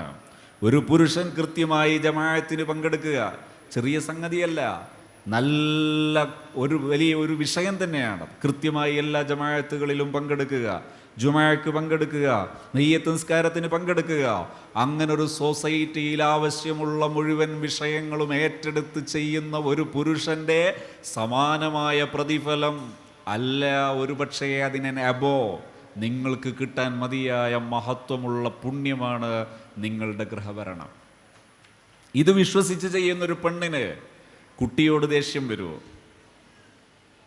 ഭർത്താവ് വൈകിട്ട് വന്നിട്ട് എപ്പോഴെങ്കിലും അങ്ങനെ ചോദിക്കുമോ? ചോദിക്കുക തന്നെ ഇല്ല. ബൈ ചാൻസ് അഥവാ ചോദിച്ചാൽ ആ പെയിൻ ഈ മൈൻഡിൻ്റെ ഉള്ളിലേക്ക് വരില്ല. കാരണം യു ആർ ലവിങ് യു. നിങ്ങൾ നിങ്ങളെ സ്നേഹിക്കുന്നു. നിങ്ങളെ ഒരാൾക്കും തകർക്കാൻ കഴിയില്ല. നിങ്ങളും മറ്റൊരാളും തമ്മിലുള്ള ബന്ധം അതൊരിക്കലും മുറിഞ്ഞു പോവുകയില്ല. ആ ബന്ധം എവിടെയും നിങ്ങൾക്കൊരു സമൂഹ സൃഷ്ടിപ്പിന് സഹായിക്കും. സ്വസ്ഥത ഉണ്ടാകും. ഡോക്ടറായിട്ടും സൈക്യാട്രി മെഡിസിൻ കഴിക്കേണ്ടി വരുന്ന ദുരന്തമുള്ള ഒരു സാമൂഹ്യ ജീവിയായി മനുഷ്യൻ മാറില്ല. സ്വസ്ഥതയുള്ളവനായി ജീവിക്കാൻ നാം ജീവിതം ഏറ്റെടുക്കണം എന്നതാണ് ചുരുക്കം. 2 പോയിന്റാണ് ഞാൻ പറഞ്ഞത്. പാരൻ്റ് ആകുന്ന സമയത്തുണ്ടാകേണ്ട 2 ഒന്ന്, സ്വസ്ഥതയുള്ള ജീവിതം. 2, ജീവിതം അറിഞ്ഞേറ്റെടുക്കാൻ കഴിയണം. ഇനി നമ്മൾ മനസ്സിലാക്കേണ്ടത് ഗർഭസ്ഥ ശിശുവായിരിക്കുമ്പോൾ പാരൻറ്റിങ് വേണം. എങ്ങനെ? ആ ഗർഭസ്ഥ ശിശുവിനെ ഗർഭാശയത്തിലിരിക്കുമ്പോൾ നിങ്ങൾ മനസ്സുകൊണ്ട് താലോലിക്കണം. ചെയ്തു നോക്കൂ. ഞാൻ ഓർക്കുകയാണ്, എൻ്റെ കൂടെ ധാരാളം ഗ്രന്ഥങ്ങൾ രചിച്ച ഒരു പണ്ഡിതൻ ഒരു സമയം ലൈഫ് ആൻഡ് ട്രെയിനിങ്ങിലിരിക്കുന്ന സമയത്ത്, നല്ലൊരു പ്രഗത്ഭനായ ഒരു അധ്യാപകനാണ് അദ്ദേഹം. ധാരാളം പോസ്റ്റ് ഗ്രാജുവേറ്റ് വിദ്യാർത്ഥികൾ അദ്ദേഹത്തിന്, ആയിരക്കണക്കിന് സ്റ്റുഡൻസ് ഉണ്ട് അദ്ദേഹത്തിന്. അദ്ദേഹം എന്നോട് പറഞ്ഞു, ഞാൻ ഇത്രയും സ്റ്റുഡൻസൊക്കെ ഉണ്ടെങ്കിലും എൻ്റെ മനസ്സ് നീറിപ്പുകഞ്ഞ കഴിയുന്നത്. ഞാൻ ചോദിച്ചു, എന്തു പറ്റി? അദ്ദേഹം പറഞ്ഞു, എൻ്റെ കൊച്ചുമോൻ 10 വയസ്സുള്ള അല്ലെങ്കിൽ 12 വയസ്സുള്ള എൻ്റെ മകൻ, ആ മകനാണ് എൻ്റെ പ്രശ്നം. എന്തു പറ്റി? അവൻ്റെ പഠനം അലങ്കോലപ്പെട്ട് കിടക്കുകയാണ്. അവൻ്റെ സ്വഭാവത്തിൽ ഭയങ്കര മാറ്റം വന്നിരിക്കുകയാണ്. അവൻ്റെ സ്വഭാവത്തിൽ ഭയങ്കര അച്ചടക്കരാഹിത്യം, അനുസരണക്കേടുകൾ സംഭവിക്കുകയാണ്. ഞാൻ വല്ലാതെ ആശങ്കപ്പെടുന്നു. ഞാൻ അദ്ദേഹത്തിന് പോംവഴികൾ പറഞ്ഞു. അദ്ദേഹം പറഞ്ഞു, ആശ്വാസമുണ്ട്, പക്ഷേ പ്രശ്നം അവസാനിക്കുന്നില്ല. എന്തേ? വീട്ടിൽ ഭാര്യയോടുള്ള ഈ പ്രശ്നം അവസാനിക്കുന്നില്ല.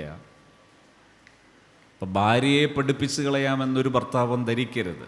അത് എത്ര വലിയ ട്രെയിനറായാലും എത്ര വലിയ പ്രഭാഷകനാണെങ്കിലും വീട്ടിൽ ഭാര്യയെ പഠിപ്പിക്കാമെന്ന് കരുതുന്നുണ്ടെങ്കിൽ ആരോ ഫൂളിഷ് ഐഡിയയാണത്.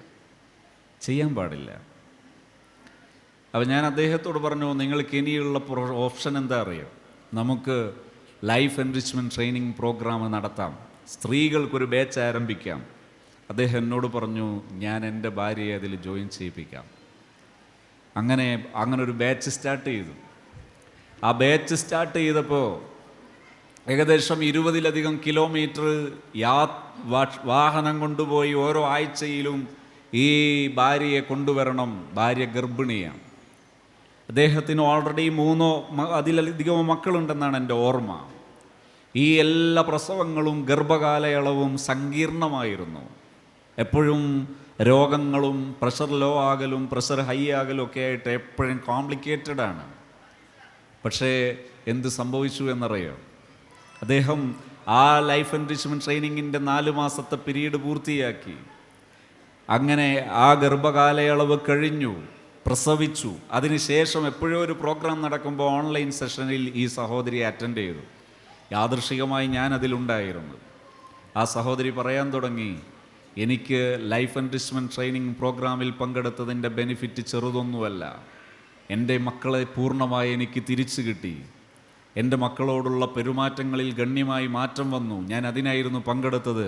പക്ഷേ അതെൻ്റെ നേട്ടത്തിലെ ഏറ്റവും ചെറുതായിരുന്നു. എന്നിട്ട് ആ സഹോദരി പറഞ്ഞു, എൻ്റെ പ്രസവം നടന്നത് എൻ്റെ വീട്ടിൽ വെച്ചാണ്. വീട്ടിൽ നിന്ന് പ്രസവിക്കാൻ തീരുമാനിച്ചതല്ല കേട്ടോ. മറിച്ച് തലേ ദിവസം ഡോക്ടറെ കാണാൻ പോയി കാണിച്ചപ്പോൾ ഡോക്ടർ പറഞ്ഞു, വേദന കിട്ടിയിട്ട് വന്നാൽ മതി, ഒരു പ്രശ്നവുമില്ല.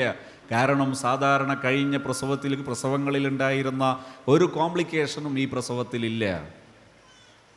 അങ്ങനെ പിറ്റേ ദിവസം ഇപ്പോഴൊന്നും വേദന കിട്ടാൻ ചാൻസ് ഇല്ല എന്ന ധാരണയിൽ അദ്ദേഹം യാത്ര പോയി ഒരു 10-15 കിലോമീറ്റർ അകലെ തിരിച്ചു വരുമ്പോഴേക്ക് ഭാര്യ വീട്ടിൽ വെച്ച് പ്രസവിച്ചു.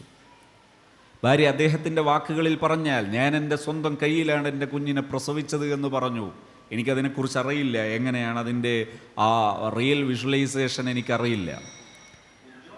ആ സഹോദരി പറഞ്ഞു, എൻ്റെ ഈ പ്രസവം കഴിഞ്ഞിട്ട് ഞാൻ കുഞ്ഞിനെയും കൊണ്ട് എന്നെ ഭർത്താവ് ഹോസ്പിറ്റലിലേക്ക് കൊണ്ടുപോയി. ഡോക്ടർ പരിശോധിച്ചിട്ട് പറഞ്ഞു, കുഞ്ഞും അമ്മയും വളരെ സുരക്ഷിതയാണ്, യാതൊരു ട്രീറ്റ്മെൻറ്റും ആവശ്യമില്ല. കഴിഞ്ഞ എല്ലാ പ്രസവങ്ങളിലുള്ള ഈ കോംപ്ലിക്കേഷൻ ഒന്നും ഈ പ്രസവങ്ങളിൽ എന്തുകൊണ്ട് വന്നില്ല എന്നതിൻ്റെ ഉത്തരം ആ സഹോദരി പറഞ്ഞത്, ഗർഭസ്ഥ ശിശുവായിരിക്കുന്ന എൻ്റെ കുഞ്ഞിനെ പലപ്പോഴും ഞാൻ ആശങ്കയായി കാണാറുണ്ടായിരുന്നു കഴിഞ്ഞ എല്ലാ പ്രസവങ്ങളിലും. കാരണം അത്രയേറെ എനിക്ക് വിഷമമുണ്ടായിരുന്നു, രോഗമുണ്ടായിരുന്നു, പ്രയാസമുണ്ടായിരുന്നു, സങ്കീർണതകളുണ്ടായിരുന്നു. പക്ഷേ ഈ പ്രസവത്തിൽ ഞാൻ എൻ്റെ കുഞ്ഞിനെ താലോലിക്കാൻ പഠിച്ചു.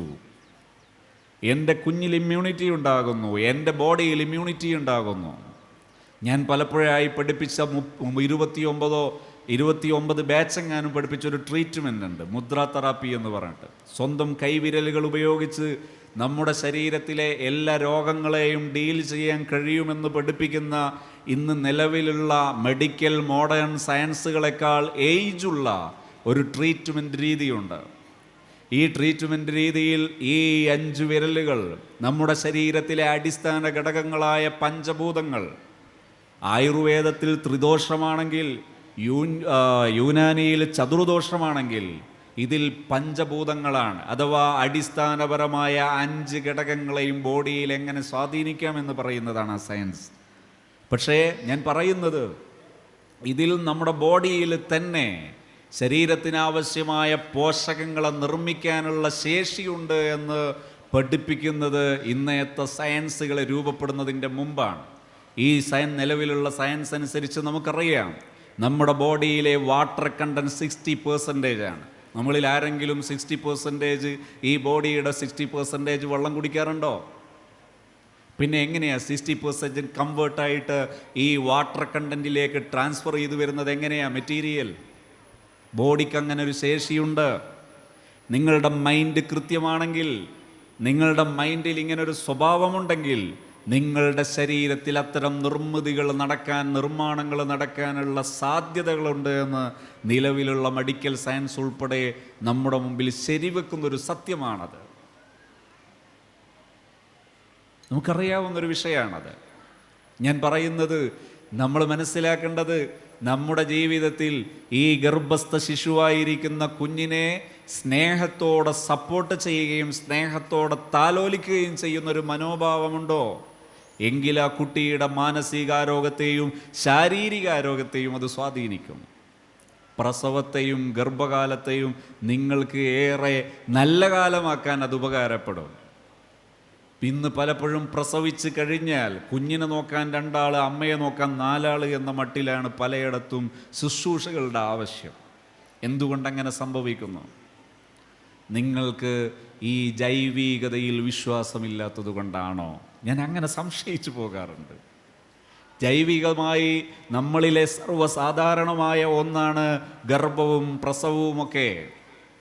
ആവശ്യമായ മെഡിക്കൽ സപ്പോർട്ടുകൾ സ്വീകരിക്കുന്നതോടൊപ്പം തന്നെ, സ്വീകരിക്കരുതെന്ന് തെറ്റിദ്ധരിക്കരുത്, അത് സ്വീകരിക്കുമ്പോഴും അത് ജൈവികമാണ്, സാധാരണ പ്രക്രിയയാണെന്ന് വിശ്വസിക്കാനും അതിനെ ഉൾക്കൊള്ളാനുമുള്ള മനസ്സുണ്ടെങ്കിൽ അത് തന്നെ ധാരാളമാണ്. പക്ഷെ ഇതെല്ലാം സങ്കീർണമാണെന്ന് വിശ്വസിക്കുന്ന, ജൈവികതയിൽ വിശ്വാസമില്ലാത്ത, ഒരു ബയോളജിയിൽ വിശ്വാസമില്ലാത്ത, അങ്ങനെ ഒരു വിജ്ഞാനത്തിൻ്റെ പുറകെ പോകാത്തവരായി നമ്മൾ മാറുന്നുണ്ടോ എന്ന് ഇത്തരം ഘട്ടങ്ങളിൽ സംശയിച്ചു പോകാറുണ്ട്.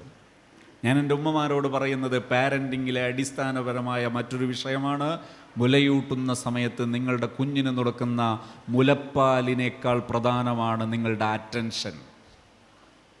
അറ്റൻഷനാണ് പ്രധാനം. ഒരു ദിവസം പ്രസവിച്ച ഉടനെയുള്ള ദിവസങ്ങൾ കൊണ്ട് ഒരു കുഞ്ഞിനെയും കൊണ്ട് ഒരു ഫാമിലി വന്നു. ഈ പ്രസവിച്ച് കിടക്കുന്ന ഈ മാതാവ് സൈക്യാട്രി മെഡിസിൻ കഴിച്ചുകൊണ്ടിരിക്കുന്നു.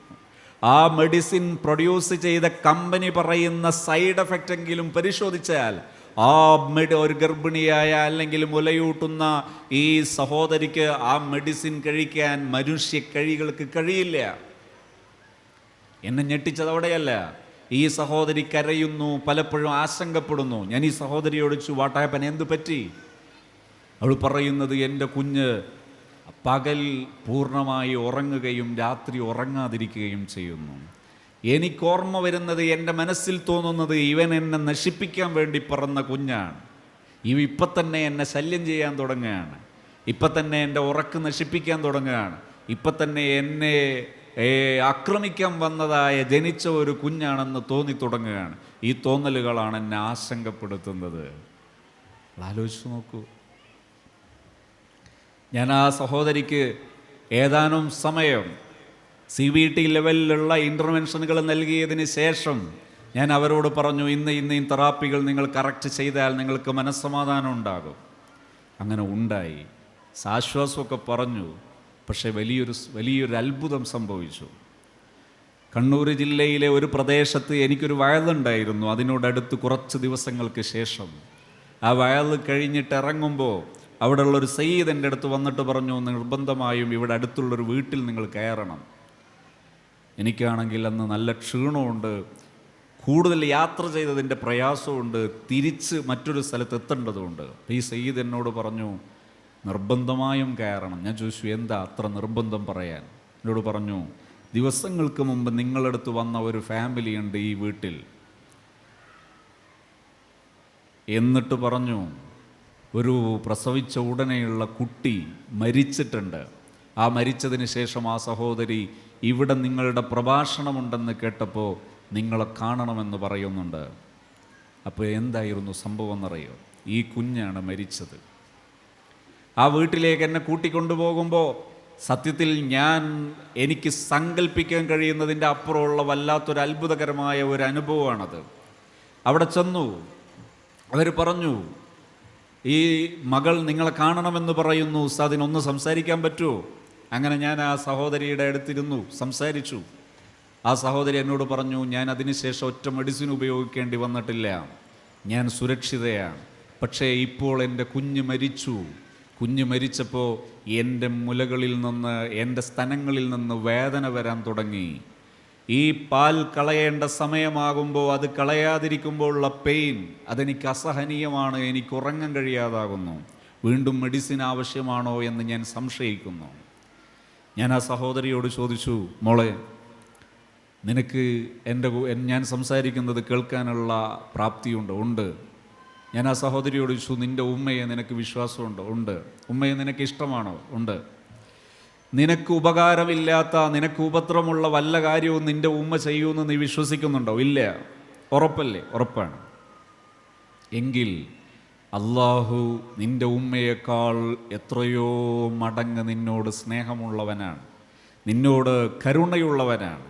നിനക്ക് ഉപദ്രവമുള്ളതൊന്നും നിൻ്റെ റബ്ബ് നിന്നോട് ചെയ്യില്ല. നിൻ്റെ കുഞ്ഞ്, ആ കുഞ്ഞിനും നിനക്കും നന്മയുണ്ട്. നന്മ ഏതാണെന്ന് ഏറ്റവും അറിയുന്ന റബ്ബ്, ഏത് സമയത്താണ് ജീവൻ വേണ്ടത്, ഏത് സമയത്താണ് മരണം വേണ്ടതെന്ന് തീരുമാനിക്കുന്നതിലെ ഏറ്റവും വലിയ സമർത്ഥനായ റബ്ബ്, ആ റബ്ബിൽ നീ വിശ്വസിക്കാൻ സന്നദ്ധമാണെങ്കിൽ നിനക്കുറച്ചു വിശ്വസിക്കാം, നിനക്ക് ഉപദ്രവമുള്ള ഒന്നും നിൻ്റെ റബ്ബ് നിനക്ക് തരില്ല. ഇത്രയും വാക്കുകൾ ഞാൻ പറഞ്ഞു കഴിഞ്ഞപ്പോൾ ആ സഹോദരി എന്നോട് ചോദിച്ചു, ഉസ്താദേ, നിങ്ങളിപ്പോൾ പറഞ്ഞത് സത്യമാണോ? ഞാൻ പറഞ്ഞു, സത്യമാണ്. ആ സഹോദരി അടുത്ത വാക്കിൽ എന്നോട് പറഞ്ഞു, ഞാനത് വിശ്വസിച്ചു, എനിക്കൊരു മെഡിസിനും ആവശ്യമില്ല. ഞാൻ അത്ഭുതപ്പെട്ടത് എന്തെന്നറിയോ? ദിവസങ്ങൾക്ക് ശേഷം ആ രക്ഷിതാവ് എന്നെ കണ്ടു. ആ രക്ഷിതാവ് പറഞ്ഞു, അതിനുശേഷം ഒരു തവണ മോൾ കരഞ്ഞിരിക്കുന്നത് ഞാൻ കണ്ടിട്ടില്ല. വർഷങ്ങളായി മെഡിസിൻ കഴിച്ചുകൊണ്ടിരിക്കുന്ന എൻ്റെ മകൾ മെഡിസിൻ കഴിച്ചുകൊണ്ട് ഗർഭിണിയാവുകയും മെഡിസിൻ കഴിച്ചുകൊണ്ട് പ്രസവിക്കുകയും ചെയ്ത എൻ്റെ മകൾ, ആ മകൾക്കൊരു ജീവിതം തിരിച്ചു കിട്ടിയിരിക്കുന്നു. ഇപ്പോൾ അവൾക്ക് യാതൊരു മെഡിസിനും ആവശ്യമില്ല, അവൾ സേഫാണ്. ഞാൻ എൻ്റെ സഹോദരിമാരോട് പറയുന്നത്, നാം നമ്മുടെ മക്കളെ അവർക്ക് നൽകാൻ കഴിയുന്ന ഏറ്റവും വലിയ കാര്യം നമ്മുടെ അറ്റൻഷനാണെന്ന് തിരിച്ചറിയുമ്പോൾ മക്കളിലുണ്ടാകുന്ന ഇമ്മ്യൂണിറ്റി വളരെ വലുതാണ്. എന്ന് മാത്രമല്ല, നമ്മളിൽ ലൈഫിനെ കുറിച്ചുണ്ടാകുന്ന അവയർനെസ് വളരെ വലുതാണ്. ജീവിതമെന്ന് പറയുന്നത് അതിലെ വേദനകളും അതിലെ സന്തോഷങ്ങളെല്ലാം ഒരർത്ഥത്തിൽ ഒരു ഓപ്പർച്യൂണിറ്റിയാണ്. അതിൻ്റെ തെളിവാണ് പ്രസവ വേദന. ഒരു ജീവൻ്റെ തുടക്കമല്ലേ പ്രസവ വേദന. പക്ഷെ നിങ്ങൾ ആലോചിച്ച് നോക്കൂ, ഈ ഇരിക്കുന്ന സഹോദരിമാർ, നിങ്ങളിൽ ആരെങ്കിലും പ്രസവ വേദന കിട്ടിയതിൻ്റെ പേരിൽ ടെൻഷൻ അടിക്കാറുണ്ടോ? നോ. എന്തുകൊണ്ട് ടെൻഷൻ അടിക്കുന്നില്ല? കാരണം ആ വേദനയുടെ പൊതു സ്വഭാവം എന്താണ്? അതൊരു വലിയ നേട്ടത്തിൻ്റെ മുന്നിലുള്ള ഒരു ചെറിയ ഡോട്ടാണ്. അത് സഹിക്കാൻ അവർ സന്നദ്ധമാണ്. പ്രസവ വേദന വരാത്ത പക്ഷം സമയമായിട്ട് ഡോക്ടർ ചെക്ക് ചെയ്യും, മഷി കുടിച്ചു പോയിട്ടുണ്ടോ, അതല്ലെങ്കിൽ വെള്ളം നഷ്ടപ്പെട്ടു പോയിട്ടുണ്ടോ, അങ്ങനെയൊക്കെ ചെക്ക് ചെയ്യും, ആശങ്കപ്പെടും. വേദന കിട്ടിയ അസമാധാനമായി. എന്തേ? ഇതാണ് ലൈഫ്. ലൈഫിലെ എല്ലാം അങ്ങനെയാണ്. പക്ഷെ നമ്മളായിട്ട് ചിലതിനൊക്കെ വ്യാഖ്യാനങ്ങൾ വളച്ച് നൽകിയപ്പോൾ നമുക്ക് വെറുതെ പെയിനാവുകയാണ്. ഞാൻ പറയുന്നത്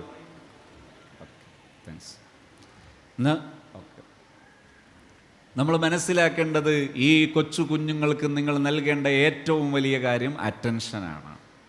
ജനിച്ചത് മുതൽ കുഞ്ഞുങ്ങൾ ചലിക്കണം.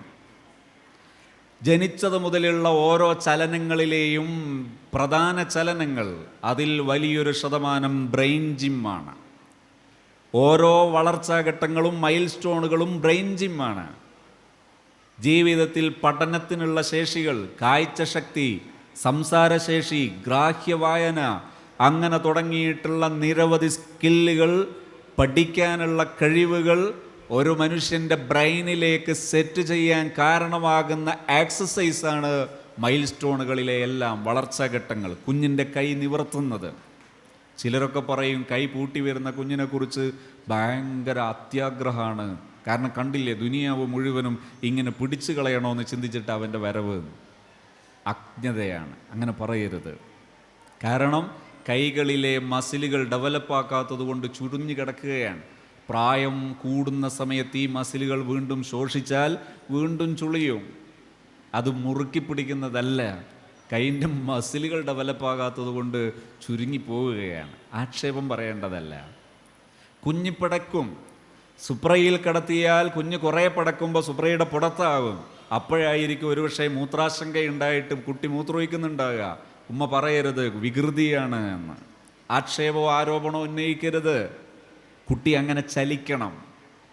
കുട്ടി കമിഴ്ന്ന് കിടക്കണം. സമയമാകുമ്പോൾ രക്ഷിതാക്കളിലേക്ക് ഒരു ഫോം വിതരണം ചെയ്യുമ്പോൾ ഇത്തരം വിഷയങ്ങളിൽ വീഡിയോകളായോ അല്ലാത്ത സഹായങ്ങളോ ഹാപ്പി സോണിൻ്റേതിൽ ലഭിക്കണമെന്ന് താല്പര്യമുള്ളവർക്ക് നിങ്ങളുടെ പേരും നിങ്ങളുടെ ഫോൺ നമ്പറും ടൈപ്പ് ചെയ്ത് ആ ഫോം തിരിച്ചു നൽകിയാൽ അത്യാവശ്യം കഴിവിൻ്റെ പരിധിയിൽ നിന്നുകൊണ്ട് ഹാപ്പി സോണിൻ്റെ ലീഡേഴ്സ് ടീം, സേവന സന്നദ്ധരായ ഒരു ടീം ഇത്തരം വിഷയങ്ങൾ എഡ്യൂക്കേഷണൽ സംവിധാനങ്ങളിൽ ഒരു ലോകത്തെ ഉന്നത നിലവാരമുള്ള ഫിനിഷ് എഡ്യൂക്കേഷൻ മോഡ്, അത് മോറൽ സ്റ്റഡീസ് കൂടി ഉൾപ്പെടുത്തി കൊണ്ടുവരാനുള്ള ഒരു 10 വർഷത്തെ പ്രൊജക്റ്റാണ് ശരിക്കും ഹാപ്പി സോൺ എന്ന് പറയുന്നത്. അതിൻ്റെ 9ാമത്തെ വർഷത്തിലേക്ക് കടക്കുന്ന സമയത്തെ ആക്ടിവിറ്റികൾ, അതിൻ്റെ ഭാഗമാണ് ഒരുപക്ഷെ ഇന്നത്തെ ഈ പ്രോഗ്രാമിൽ അറ്റൻഡ് ചെയ്യുന്നത് പോലും. അതുകൊണ്ട് നിങ്ങൾക്ക് ആർക്കെങ്കിലും ഇത്തരം വിഷയങ്ങളിൽ വല്ല ഹെൽപ്പും സംവിധാനത്തിൻ്റെ ഇത് കിട്ടണമെന്ന് താല്പര്യമുള്ളവർ അവരുടെ പേരതിൽ പേരും നമ്പറും ടൈപ്പ് ചെയ്ത് അയച്ചാൽ കഴിയുന്നതും അവർ നിങ്ങൾക്ക് ഇൻഫർമേഷൻ നൽകാനും വിവരങ്ങൾ നൽകാനും ശ്രമിക്കും. നിങ്ങൾക്ക് ഉപയോഗപ്പെടുത്താൻ കഴിയും എന്ന് ഇൻഷാ അല്ലാഹ് സൂചിപ്പിക്കുകയാണ്. ഇപ്പം ഞാൻ പറഞ്ഞു വന്നത്, നമ്മുടെ മക്കൾക്ക് നമ്മൾ നൽകേണ്ട പാരൻറ്റിങ്ങിലെ പ്രധാനപ്പെട്ട ഒരു കാര്യമാണ് അവരുടെ മൈൽ സ്റ്റോണുകൾ മനസ്സിലാക്കി സപ്പോർട്ട് ചെയ്യുക. കുട്ടികൾ കമിഴ്ന്ന് കിടക്കണം. കമിഴ്ന്ന് കിടന്നാൽ വിശദമായി പറയാൻ കഴിയില്ല. ഏകദേശം 6 മണിക്കൂറോളം പറയേണ്ട മാറ്ററാണ് മൈൽ സ്റ്റോൺ മാത്രം. രക്ഷിതാക്കൾ പഠിക്കേണ്ട വിഷയങ്ങളാണത്. അത് മനസ്സിലാക്കിയാൽ കുട്ടികളുടെ പിൽക്കാലത്ത് വരുന്ന പഠന സാധ്യതകളെ, പഠനത്തിന് ബ്രേക്ക് വരാനുള്ള സാധ്യതകളെ മുൻകൂട്ടി തിരിച്ചറിഞ്ഞ് ഇൻ്റർവെൻഷനുകൾ നടത്താൻ സഹായിക്കാൻ സാധ്യതയുള്ളതാണ് മൈൽ സ്റ്റോൺ വളർച്ചാഘട്ടങ്ങളെന്ന് പറയുന്നത്. കറക്റ്റ് കമിഴ്ന്ന് കിടക്കേണ്ട സമയത്ത് കമിഴ്ന്ന് കിടക്കാൻ പറ്റണം. തല ഉയർത്തേണ്ട അളവിൽ തല ഉയർത്താൻ പറ്റണം. അതുപോലെ ഇരിക്കാൻ പറ്റണം, മുട്ടിട്ടഴയാൻ പറ്റണം, ചന്തിയിട്ടഴയാൻ പറ്റണം, പിടിച്ച് നിൽക്കാൻ പറ്റണം, പിടിച്ച് നടക്കാൻ പറ്റണം, പിച്ച വെക്കാൻ പറ്റണം, സ്റ്റെപ്പ് കയറാൻ പറ്റണം, സ്റ്റെപ്പ് ഇറങ്ങാൻ പറ്റണം. എല്ലാം വേറെ വേറെ സ്കില്ലുകളാണ്, വേറെ വേറെ ബ്രെയിൻ ജിമ്മുകളാണ്.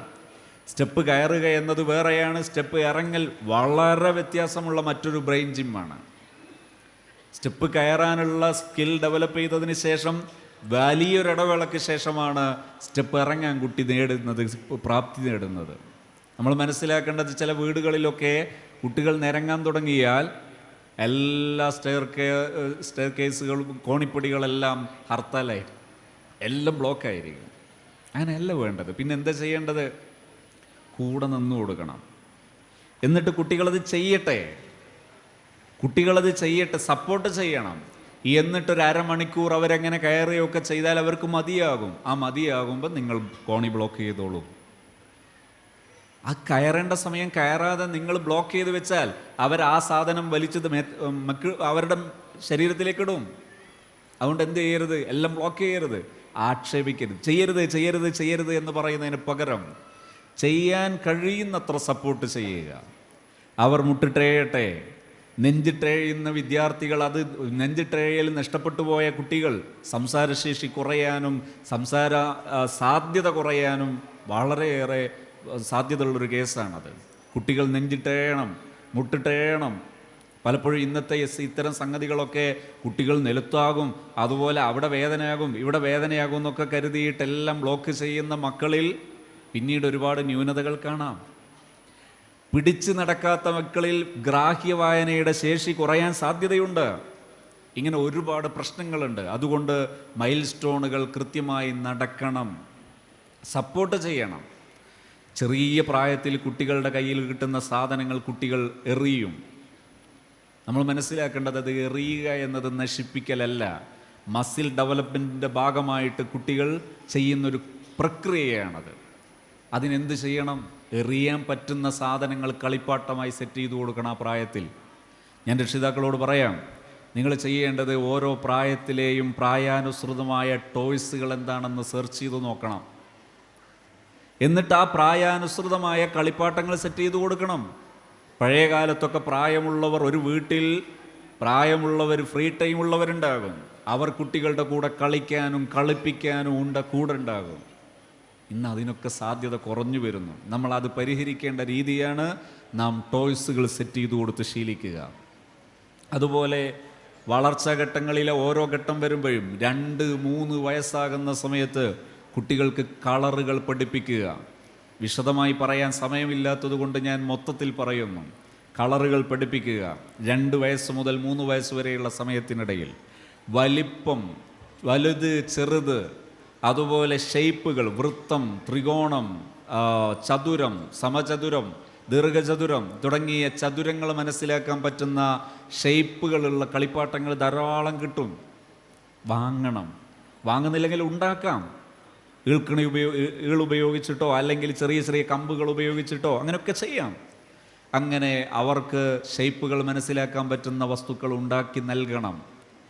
ഉമ്മമാരൊക്കെ ഏറ്റവും കൂടുതൽ കഷ്ടപ്പെടുന്ന ഒരു സംഗതിയാണ്, എന്താ അറിയോ? പ്രായം കുറയുന്ന സമയത്ത് ഒരു ഉസ്താദ് വീട്ടിൽ ഭക്ഷണത്തിന് വരുമ്പോൾ വേണ്ട, കാരണം കുട്ടിയിൽ ചെറിയ കുഞ്ഞുണ്ട് എന്നുള്ളതാണ്. സത്യത്തിൽ അങ്ങനെ അല്ല. ചെറിയ കുഞ്ഞുണ്ട് എന്നത് നിങ്ങളെ വീട്ടുജോലികൾ വേഗം തീരാനുള്ളൊരു എളുപ്പവഴിയാണ്. നിങ്ങളുടെ മനസ്സിൻ്റെ വിഷമങ്ങൾ കളയാനുള്ളൊരു വഴി കൂടിയാ. എന്താ ചെയ്യേണ്ടത്? കുഞ്ഞ് കരയാണെന്ന് സങ്കല്പിക്കുക. കരയുമ്പോൾ നിങ്ങൾ എങ്ങനെ ചെയ്യണം? കുട്ടിയെ ഇഷ്ടത്തോടെ എടുക്കണം. പകരം നമ്മുടെ മനസ്സിൽ അടുപ്പിൽ വെച്ചിരിക്കുന്ന പതച്ചുകൊണ്ടിരിക്കുന്ന ചെമ്പാണ് മനസ്സിലുള്ളതെങ്കിൽ നിങ്ങൾ ആ കുഞ്ഞിനെടുത്തിട്ട് ഒരു ഉപകാരവുമില്ല. കുഞ്ഞിൻ്റെ വന്ന ഉറക്കുകൂടി നഷ്ടപ്പെട്ടു പോവുക ചെയ്യുക. പകരം എന്ത് ചെയ്യണം? ഇഷ്ടത്തോടെ നിങ്ങൾ ആ കുഞ്ഞിനെ ചേർത്തെടുത്താൽ 20 മിനിറ്റിനുള്ളിൽ ആ കുഞ്ഞ് ഒന്നുകിൽ ഉറങ്ങും അല്ലെങ്കിൽ താഴെ ഇറങ്ങി കളിക്കും. ഇവിടെയാണ് ഞാൻ നേരത്തെ പറഞ്ഞ എൻ്റെ ടൈമിങ് എഫക്റ്റ് ചെയ്യുന്നത്. തവസ്സലിന ചൊല്ലി ശീലമുള്ള ഒരാളാണെങ്കിൽ അതങ്ങനെ ചൊല്ലി തുടങ്ങുമ്പോഴേക്ക് തവസ്സൽനാ ബിബിസ്മില്ലാ വബിൽഹാദി റസൂലില്ലാ വകുല്ലി മുജാഹിദില്ലാ വാഹ്ലിൽ ബദ്രി യാ അല്ലാഹ്. ആ ഈണങ്ങനെ തുടങ്ങുമ്പോൾ തന്നെ കുട്ടിയിലെ ഡൈവേർഷൻ വരും, കുട്ടിയിൽ മാറ്റം വരും. ഈ ഡൈവേർഷൻ കുട്ടിയിലേക്ക് കൊണ്ടുവരുന്ന ഇഫക്റ്റ്, കുട്ടിയിലേക്ക് വരുന്ന എനർജി ട്രാൻസ്ഫറിങ് പോസിറ്റീവായിരിക്കും. ആ പരിസരത്തുള്ള പോസിറ്റീവ് എനർജികൾ അത് നിങ്ങളിലേക്ക് ആവാഹിക്കപ്പെടാൻ, അബ്സോർബ് ചെയ്യാൻ, വലിച്ചെടുക്കാൻ അടിപൊളിയായിട്ടുള്ള ആക്ടിവിറ്റി കൂടിയാണത്. അത് കുട്ടിയെ എഫക്റ്റ് ചെയ്യും. കുറഞ്ഞ സമയം കൊണ്ട് ഉറങ്ങാനുള്ള കുട്ടി ഉറങ്ങും, കളിക്കാനുള്ള കുട്ടി കളിക്കും. ഈ ശീലമുള്ളൊരു രക്ഷിതാവ് ആ കുട്ടി ഇറങ്ങിക്കളിക്കുമ്പോൾ ജസ്റ്റ് ഒന്ന് മനസ്സുകൊണ്ട് ശ്രദ്ധ കൊടുത്താൽ മതി. നിങ്ങളുടെ എല്ലാ പണികളും അതിവേഗം ചെയ്തു തീർക്കാൻ നിങ്ങൾക്ക് സാധിക്കും. അവിടെ നിന്ന് അങ്ങോട്ട് കുട്ടികളെ സ്കൂളിലേക്ക് അയക്കുന്നതിൻ്റെ മുമ്പ് സ്കൂളിങ്ങിന് ആവശ്യമായ 125 സ്കില്ലുകൾ, അതിലെ മേജർ സ്കില്ലുകളെല്ലാം ഡെവലപ്പ് ചെയ്യേണ്ടത് സത്യത്തിൽ വീട്ടിൽ നിന്നാണ്. ഞാനിവിടെ സ്കൂൾ അധികൃതരോടും എൻ്റെ ബഹുമാന്യരായ രക്ഷിതാക്കളോടും ഒരേ സമയം റിക്വസ്റ്റ് ചെയ്യുകയാണ്. നിങ്ങൾ ചെയ്യേണ്ടത്, ഒരു കുട്ടിക്ക് 3 വയസ്സ് തികയുന്ന സമയത്ത് പാരൻസിന് പാരൻറ്റിങ് കോഴ്സ് സ്റ്റാർട്ട് ചെയ്യണം. എന്നിട്ട് ഈ 3 വയസ്സ് മുതൽ ഒരു LKG സ്റ്റാർട്ട് ചെയ്യുന്നത് വരെയുള്ള 2 വർഷം, ആ 2 വർഷം അല്ലെങ്കിൽ 1.5 വർഷം ഏറ്റവും ചുരുങ്ങിയത് ഈ കുട്ടിയോട് എങ്ങനെ ബിഹേവ് ചെയ്യണമെന്നത് ഒരാഴ്ചയിൽ 1 തവണ എന്ന റേഷ്യോയിൽ അവർ ഇവിടെ വെച്ച് പ്രാക്ടീസ് ചെയ്യണം. ഇവിടെ വന്ന് മനസ്സിലാക്കി വീട്ടിൽ വെച്ച് പ്രാക്ടീസ് ചെയ്യണം. അങ്ങനെ കൊണ്ടുവരികയാണെങ്കിൽ കുട്ടികൾ നല്ല അടിപൊളിയായിട്ട് സ്കൂളിങ്ങിന് പറ്റുന്ന സമയമാകുമ്പോൾ സ്കൂളിൽ വരാൻ യാതൊരു പ്രയാസവും ഉണ്ടാകില്ല. സ്കൂളിലേക്ക് വരാനോ അല്ലെങ്കിൽ സ്കൂളിൽ വെച്ച് പഠിക്കാനോ ഒരു ബുദ്ധിമുട്ടും ഉണ്ടാകില്ല. അവർ കൃത്യമായി പഠിച്ചു വളരും. സ്കൂളിൽ വരുന്ന മക്കളെ സപ്പോർട്ട് ചെയ്യേണ്ടത് എങ്ങനെ? ഞാൻ എൻ്റെ ബഹുമാന്യരായ രക്ഷിതാക്കളോട് പറയുന്നു, പലരും മക്കളെ കൊണ്ടുവരും, സദേ ഇവന് നല്ല ബുദ്ധിയുണ്ട്, വിചാരിക്കാഞ്ഞിട്ടാണ്. ബുദ്ധിയുണ്ട്, വിചാരിക്കാഞ്ഞിട്ടാണ്. എല്ലാം നമ്മൾ തീരുമാനിച്ചു, എന്നാൽ പിന്നെ ബാക്കിയും കൂടി അവരെന്നെ തീരുമാനിച്ച പോരെ. അങ്ങനെയല്ല. ബുദ്ധിയില്ലാത്ത കുറവല്ല, ബുദ്ധിയുണ്ട്, ശരി തന്നെ. ശ്രമിക്കാത്തത് കൊണ്ടാണെന്ന് നമ്മൾ തീരുമാനിക്കരുത്. പകരം എവിടെയോ ഒരു മിസ്സിങ്. എവിടെയാ മിസ്സിങ്? അപൂർവം ചില വിദ്യാർത്ഥികളിൽ സ്കിൽ മിസ്സാകുന്നവരുണ്ട്. അവർക്ക് സ്കിൽ ട്രാൻസ്ഫർ ചെയ്യുന്ന രീതിയിൽ, സ്കിൽ ബിൽഡ് ചെയ്യുന്ന രീതിയിൽ അവർക്ക് ട്രെയിനിങ് കിട്ടണം. അതുപോലെ മറ്റൊന്നാണ് മിസ്സിങ് ഏരിയ. ഒരു കുട്ടിക്ക് പഠനം പിന്നോക്കം നിന്നു. എപ്പോഴാണ് പഠനം പിന്നോക്കം നിന്നത്? ഉമ്മക്ക് 2 ആഴ്ച പനിയായിരുന്നു, തലവേദനയായിരുന്നു, ഉമ്മ തീരെ ശ്രദ്ധിക്കാതെ പോയ നാൾ. അതല്ലെങ്കിൽ വീട്ടിൽ ഉമ്മയും ബാപ്പയും തമ്മിൽ കലഹം നടന്ന നാൾ. 4 മാസം അങ്ങനെയായിരുന്നു. ആ 4 മാസം കുട്ടിയിലുണ്ടാക്കിയ പരുക്കുകൾ കുട്ടിയുടെ മെൻ്റൽ ഡിസോർഡറിന് കാരണമാകാം. കുട്ടി മൈൻഡ് ആകെ തകർന്നു പോകാൻ അത് കാരണമാകാം. അവിടുന്ന് അങ്ങോട്ട് വർഷങ്ങളോളം അതിൻ്റെ പരുക്കുകൾ തുടരാം. ആ സമയത്ത് നഷ്ടപ്പെട്ട സബ്ജക്റ്റുകൾ റിക്കവർ ചെയ്യാൻ ഒരു പക്ഷേ പറ്റിക്കൊള്ളണമെന്നില്ല. കൃത്യമായ ഇടപെടൽ കുട്ടിക്ക് സ്പെഷ്യലായി കിട്ടിയിട്ടില്ലെങ്കിൽ ഇന്ന് പക്ഷേ നമ്മുടെ വിദ്യാഭ്യാസ സംവിധാനങ്ങളിലെ ഒരു അശാസ്ത്രീയവും വളരെ മൃഗീയവുമായ ഒരു സംവിധാനമാണ് ട്യൂഷൻ സംവിധാനം. രാവിലെ 7 മണി മുതൽ വീട്ടിൽ നിന്നിറങ്ങുന്ന കുട്ടി, ആ കുട്ടി പലപ്പോഴും 7 മണിക്ക് മദ്രസയിൽ പോയി, 8:30 മണിക്ക് മദ്രസയിൽ നിന്ന് പിരിഞ്ഞു, പിന്നെ വീണ്ടും ട്യൂഷന് പോയി. ട്യൂഷന് കഴിഞ്ഞിട്ട് ഒന്ന് നെടുശ്വാസം വിടുമ്പോഴേക്ക് സ്കൂളായി. സ്കൂൾ കഴിഞ്ഞ് വൈകുന്നേരം 4:30 മണിയോ 5 മണിയോ ആയി. ഈ ചൂടും പുകച്ചിലും കേൾക്കുന്ന ഈ കൂടിൻ്റെ ഉള്ളിൽ നിന്നൊന്ന് പുറത്തിറങ്ങാൻ ഇതൊന്ന് കഴിക്കട്ടെ എന്ന് ആലോചിക്കുമ്പോൾ അടുത്ത ട്യൂഷൻ. ഇത് എന്തൊരശാസ്ത്രീയമാണ്! ഇത്രയേറെ അക്ഷരങ്ങളോട് ചേരാത്തൊരു പ്രക്രിയയാണ് ട്യൂഷൻ. അതുകൊണ്ട് തന്നെ ഞാൻ ചോദിക്കുന്നു, ഇത്ര ദൈർഘ്യമേറിയ സ്കൂളിംഗ് ടൈം ഉപയോഗിച്ചിട്ട് പിന്നെ എന്തിന് ട്യൂഷൻ? ശാസ്ത്രീയമല്ല, വിദ്യാഭ്യാസത്തോട് യോജിച്ച പരിപാടിയേ അല്ല. എന്താ വേണ്ടത്? നിങ്ങളൊന്ന് ആലോചിച്ച് നോക്ക്, എന്താ ചെയ്യുന്നത്? സ്കൂളിൽ വെച്ച് ഒരുപക്ഷെ 2 അടി അടിച്ചിട്ട് പഠിപ്പിക്കുന്ന വിഷയം ട്യൂഷൻ സെൻറ്ററിൽ 8 അടി കൊടുത്തിട്ട് പഠിപ്പിക്കുക. സ്കൂളിൽ നിന്ന് 2 വട്ടം ഇമ്പോസിഷൻ കൊടുത്തിട്ടുണ്ടെങ്കിൽ 15 വട്ടം ഇമ്പോസിഷൻ കൊടുക്കുക. ഇതിൽ കവിഞ്ഞ് എന്താ ട്യൂഷനിലുള്ളത്? പലപ്പോഴും ഒരു ഇൻഡിവിജ്വൽ അറ്റൻഷൻ കിട്ടാറുണ്ടോ? ഈ വിഷയങ്ങളിൽ കുട്ടിക്ക് എവിടെയാണ് കാര്യങ്ങൾ മിസ്സായത് എന്ന് ഒരു പ്രൊഫഷണൽ അസസ്മെൻ്റ് നടക്കാറുണ്ടോ? ഇതൊന്നുമില്ലാതെ മക്കളെ ഇങ്ങനെ നിർബന്ധിച്ച് ഈ മൈൻഡ് കൊണ്ട് ചെയ്യേണ്ട വർക്കുകളിൽ നിരന്തരം ദൈർഘ്യമേറിയ സമയം നിർബന്ധിക്കുന്ന സമയത്ത് അവരുടെ മനസ്സിലേൽപ്പിക്കുന്ന പരുക്കുകളുടെ ഗൗരവം വളരെയേറെ വലുതാണ്. അതുകൊണ്ട് തന്നെ ഞാൻ പറയുന്നത്, എങ്ങനെ പഠിക്കണമെന്ന് പഠിക്കുകയാണ് വേണ്ടത്. നാം രക്ഷിതാക്കൾ സന്നദ്ധമാണെങ്കിൽ നമ്മുടെ മക്കളെയൊക്കെ ഉയർന്ന നിലവാരത്തിൽ പഠിപ്പിക്കാൻ നമുക്ക് സാധിക്കും. പുതിയ കാലത്തെ എല്ലാ സാധ്യതകളും നമ്മുടെ കൂടെയുണ്ട്. ഒന്നാമതായി നമുക്ക് കഴിയേണ്ടത്, ഞാൻ ആദ്യം പറഞ്ഞ കാര്യമാണ്, സ്വസ്ഥതയുള്ള ജീവിതം. രണ്ടാമത്, ജീവിതത്തെ ഏറ്റെടുക്കാനുള്ള ധൈര്യവും ബോധവും. മൂന്നാമതായി നമുക്കുണ്ടാകേണ്ടത് എങ്ങനെയാണ് സമീപിക്കേണ്ടത് എന്ന സമീപന രീതിയെക്കുറിച്ചുള്ള ബോധ്യം. അതിൽ മക്കളെ സപ്പോർട്ട് ചെയ്യാൻ പഠിക്കണം. സപ്പോർട്ട് ചെയ്യാൻ നാം പഠിക്കുകയാണെങ്കിൽ വളരെ കൃത്യമായി ഈ മക്കളെ കുറഞ്ഞ സമയം കൊണ്ട് രക്ഷിച്ച് ഉന്നതങ്ങളിലേക്ക് കൊണ്ടുവരാൻ നമുക്ക് കഴിയും. ഒരു ദിവസം +2 പഠിക്കുന്ന ഒരു മകനെയും കൊണ്ട് രക്ഷിതാവ് വന്നു. സാധേ, ഞാൻ 1-2 മാസത്തെ ലീവിന് വന്നതാ, പകുതി കഴിഞ്ഞു, ഇനി 1 മാസം എങ്ങാനും കഷ്ടിച്ച് ബാക്കിയുണ്ട്. എൻ്റെ മകനെ ഓർത്തിട്ട് എനിക്ക് വിദേശത്തേക്ക് പോകാനേ പറ്റുന്നില്ല. ഭയങ്കര ആശങ്ക. എനിക്ക് എന്തൊക്കെയോ ഷുഗർ കൂടി, അങ്ങനെ അസുഖങ്ങൾ കൂടി. ഡോക്ടറെ കാണിച്ചപ്പോൾ പറഞ്ഞു ടെൻഷനാണെന്ന് പറഞ്ഞു. എനിക്കൊരു ടെൻഷനേ ഉള്ളൂ, അതെൻ്റെ +2 പഠിക്കുന്ന മകനാണ്. എന്തുപറ്റി? ഈ മകനെക്കുറിച്ച് പറഞ്ഞു, അവൻ ഈ അടുത്ത കാലത്ത് ഒരു ലവ് അഫെയറിൻ്റെ പേരിൽ നാട്ടുകാരുടെ ഇടയിൽ വെച്ച് പിടിക്കപ്പെട്ടു. അതിൻ്റെ പേരിൽ വലിയ പ്രശ്നമായി. എനിക്കത് വലിയ നാണക്കേടായി. എൻ്റെ ഫാമിലി എന്ന് പറയുന്നത് ആ നാട്ടിൽ വളരെ പ്രശസ്തമാണ്, പവിത്രമാണ്, പരിശുദ്ധമാണ്. ആ പരിശുദ്ധമായ ഫാമിലിയിൽ എൻ്റെ മകൻ കാരണം ഭയങ്കര ദുഷ്പേരുണ്ടായി. അതെനിക്ക് ആശങ്കയായി. എനിക്കെൻ്റെ മകനൊരു ശല്യമായി മാറി. ആ മകൻ പലപ്പോഴും ഇല്ലായിരുന്നെങ്കിൽ എന്ന് പോലും ഞാൻ ആലോചിച്ചു പോയി.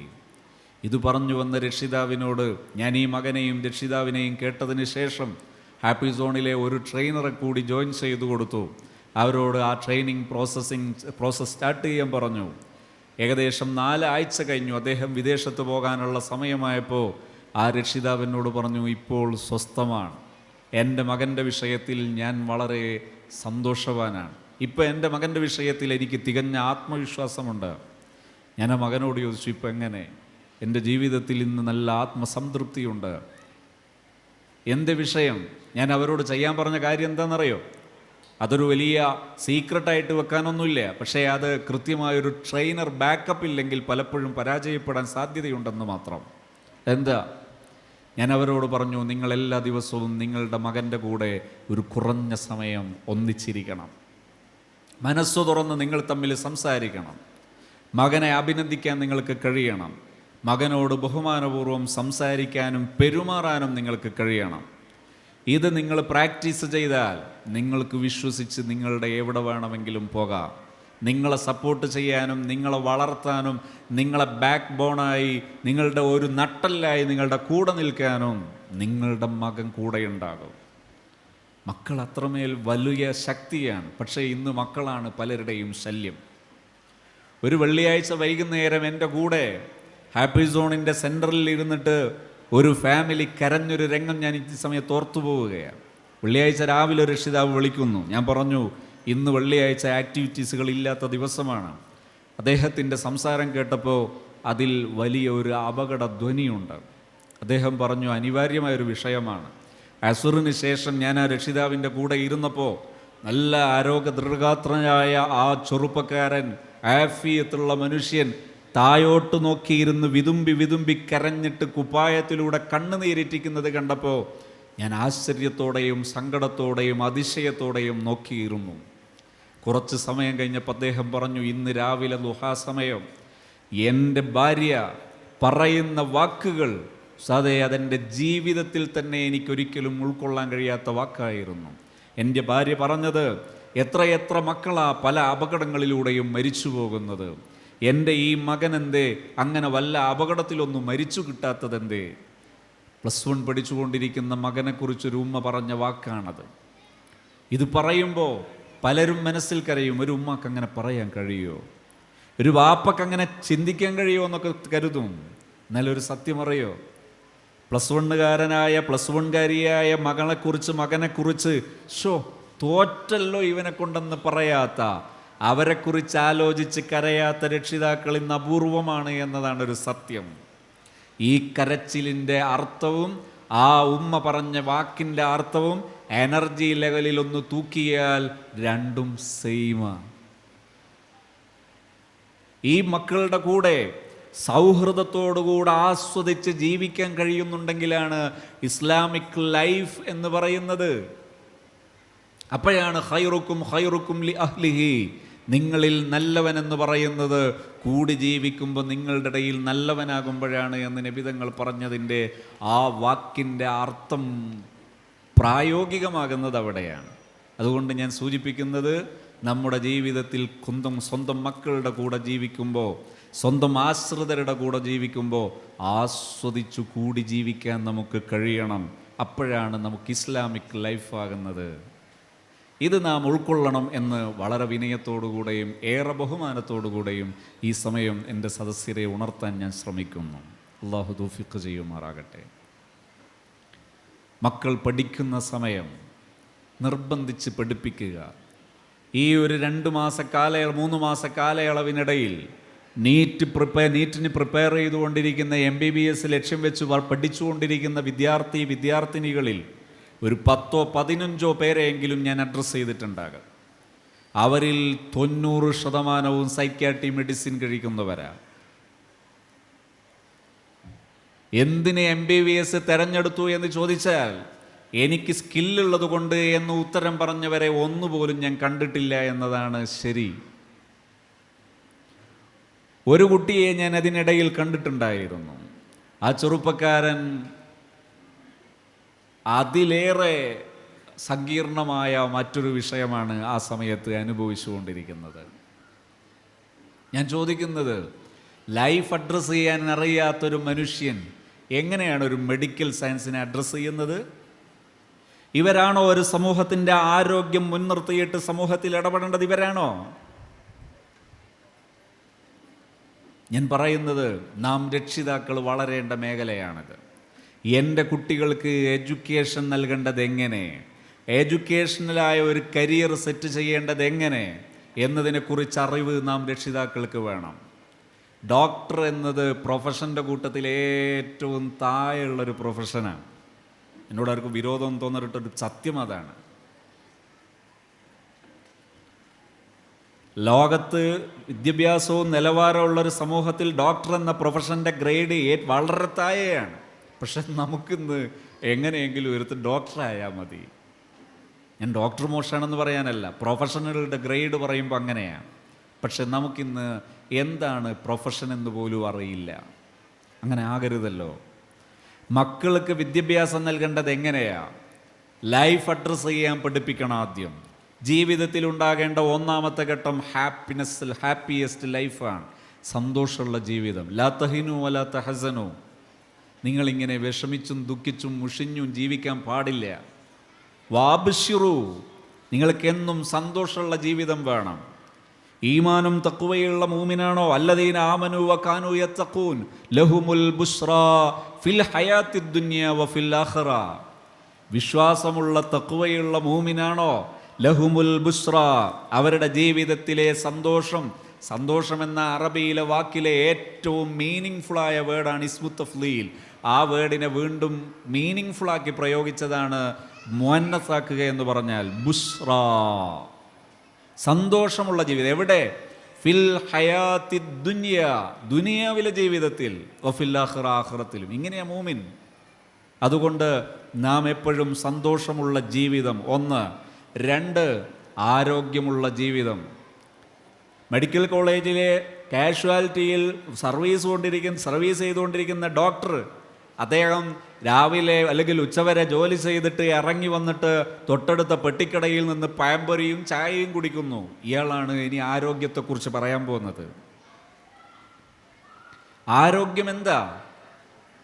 3 കണ്ടന്റുകൾ, 3 പ്രധാന പോയിന്റുകളാണ് ഒരു സമൂഹത്തിൻ്റെ ആരോഗ്യത്തിൻ്റെ പ്രധാനപ്പെട്ട ഒരു ആണിക്കൽ. എന്താ? ഒന്ന്, ഫുഡിങ് ടൈം.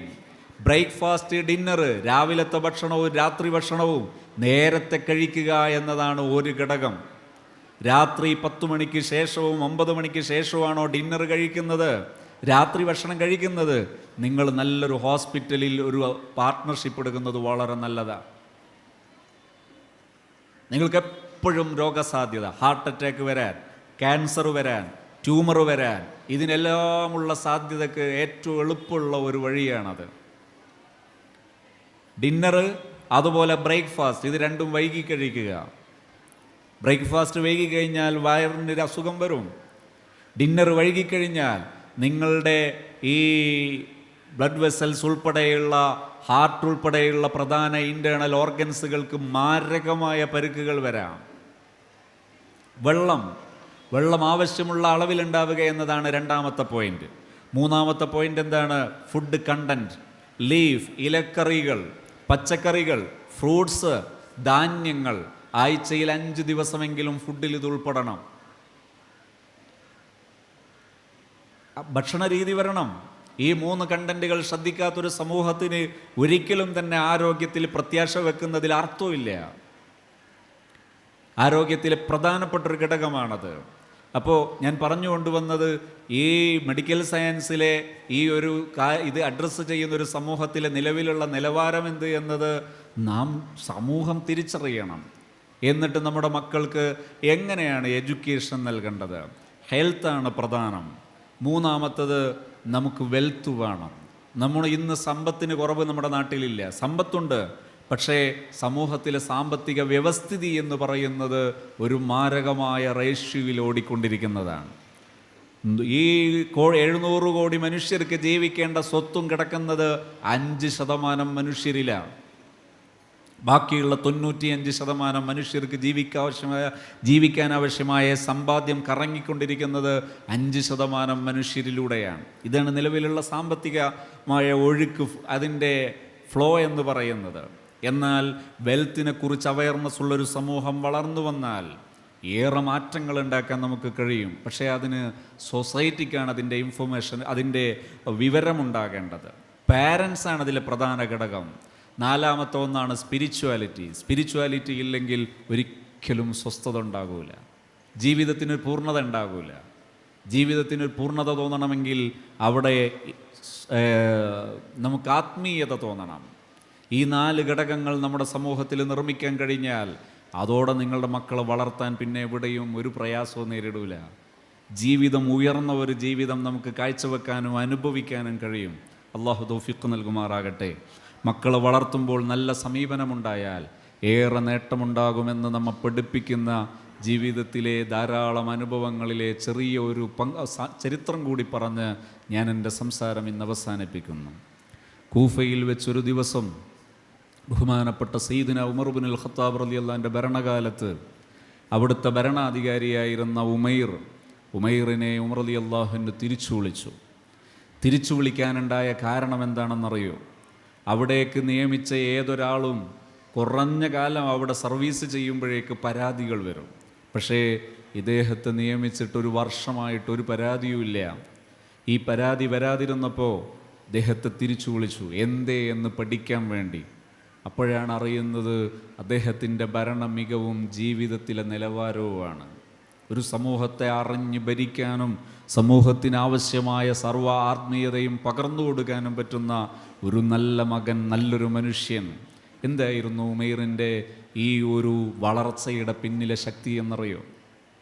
ഉമൈർ ചെറിയ നാളിൽ, കുഞ്ഞുനാളിൽ ബാപ്പ മരിച്ചുപോയി. ബാപ്പ മരിച്ചതിന് ശേഷം ഉമ്മ മറ്റൊരു വിവാഹം ചെയ്തു. ആ വിവാഹം ചെയ്ത മനുഷ്യൻ പ്രത്യക്ഷത്തിൽ ശാന്ത സുന്ദര സ്വഭാവക്കാരനാണെങ്കിലും ഉള്ളിൽ വിശ്വാസമില്ലാത്ത മനുഷ്യനായിരുന്നു. ഉള്ളിൽ വിശ്വാസമില്ലാത്ത ഈ മനുഷ്യൻ, അദ്ദേഹം ജമാഅത്തിനൊക്കെ പബ്ലിക്കിൽ എപ്പോഴും ഉണ്ടാകും, മസ്ജിദുൻ നബവിയിൽ സ്വഹാബത്തിൻ്റെയൊക്കെ കൂടെ ഉണ്ടാകും. പക്ഷേ ഒരിക്കലും മുസ്ലിമീങ്ങളെ ഇഷ്ടമില്ല.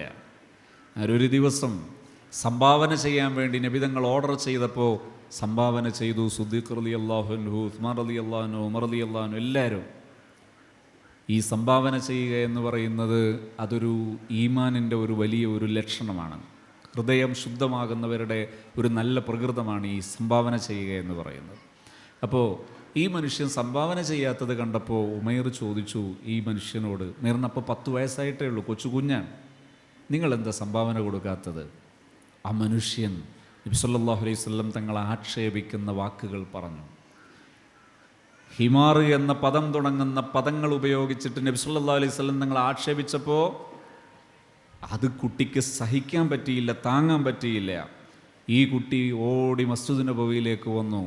നബി തങ്ങളെടുത്ത് വന്നിട്ട് വെപ്രാളപ്പെട്ടു, നബിയെ, ഇങ്ങനെയാണ് എളാപ്പയുടെ സ്വഭാവം, ഇങ്ങനെ ഒരു പ്രകൃതം എനിക്കത് ഉൾക്കൊള്ളാൻ പറ്റുന്നില്ല.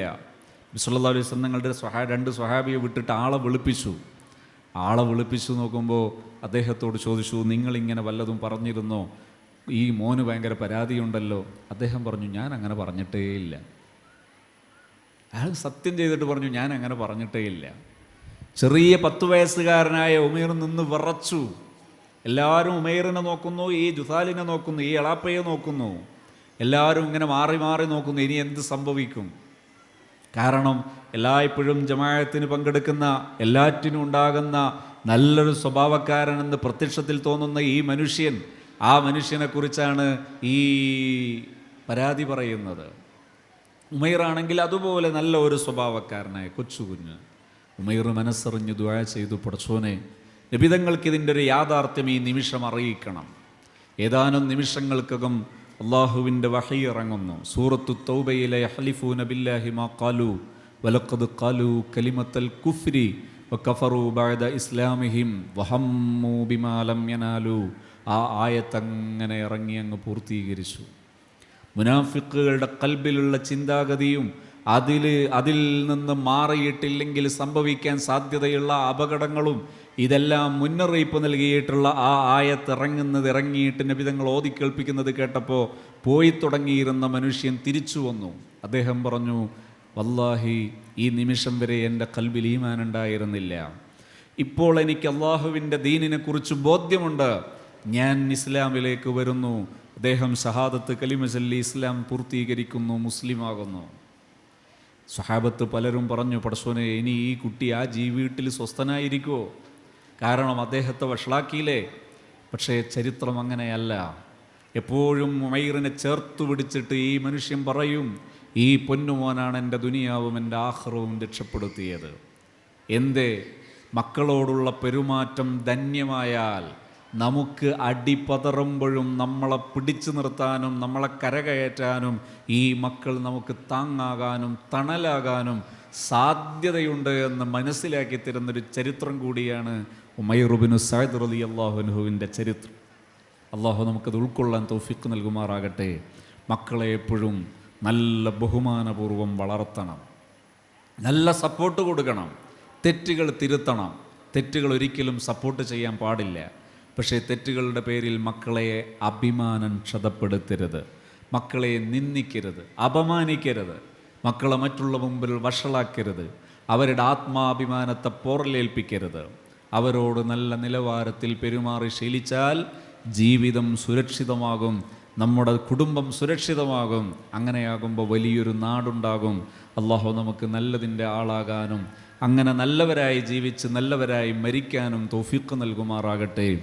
ഈ വേങ്ങര പട്ടണത്തിന് നടുവിൽ അള്ളാഹുവിൻ്റെ ദീന് പഠിക്കാനും അതോടൊപ്പം അക്കാദമിക് പെർഫോമൻസ് നല്ല മുന്തിയ നിലവാരം വെച്ച് പുലർത്താനും പറ്റും വിധമുള്ള 2000-ലധികം വരുന്ന വിദ്യാർത്ഥികൾ, അങ്ങനെയുള്ള വലിയൊരു കുടുംബം, വലിയൊരു സമൂഹം, അവർക്ക് ഇസ്ലാമിൻ്റെ ആദർശങ്ങളെയെല്ലാം നെഞ്ചിലേറ്റാനും അതോടൊപ്പം അക്കാദമിക് മുന്നേറ്റം നേടിയെടുക്കാനും പറ്റും വിധമുള്ള ഇങ്ങനൊരു സങ്കേതം ഇവിടെ രൂപപ്പെട്ടത് വലിയൊരു മഹാമനീഷി, അറിവിൻ്റെ നിറകുടമായിരുന്ന ബഹുമാന്യനായ ടി ഉസ്താദിൻ്റെ ആ മഹത്വമാർന്ന ദീർഘദൃഷ്ടിയാണ്.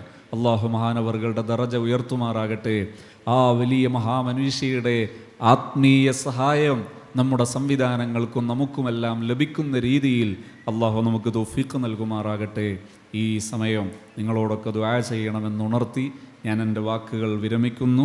അള്ളാഹു നമ്മുടെ സദസ്സ് ദുആക്കുത്തരമുള്ള, നമുക്ക് രണ്ട് ലോകത്തും സന്തോഷത്തിന് കാരണമാകുന്ന സദസ്സായി കബൂൽ ചെയ്യുമാറാകട്ടെ.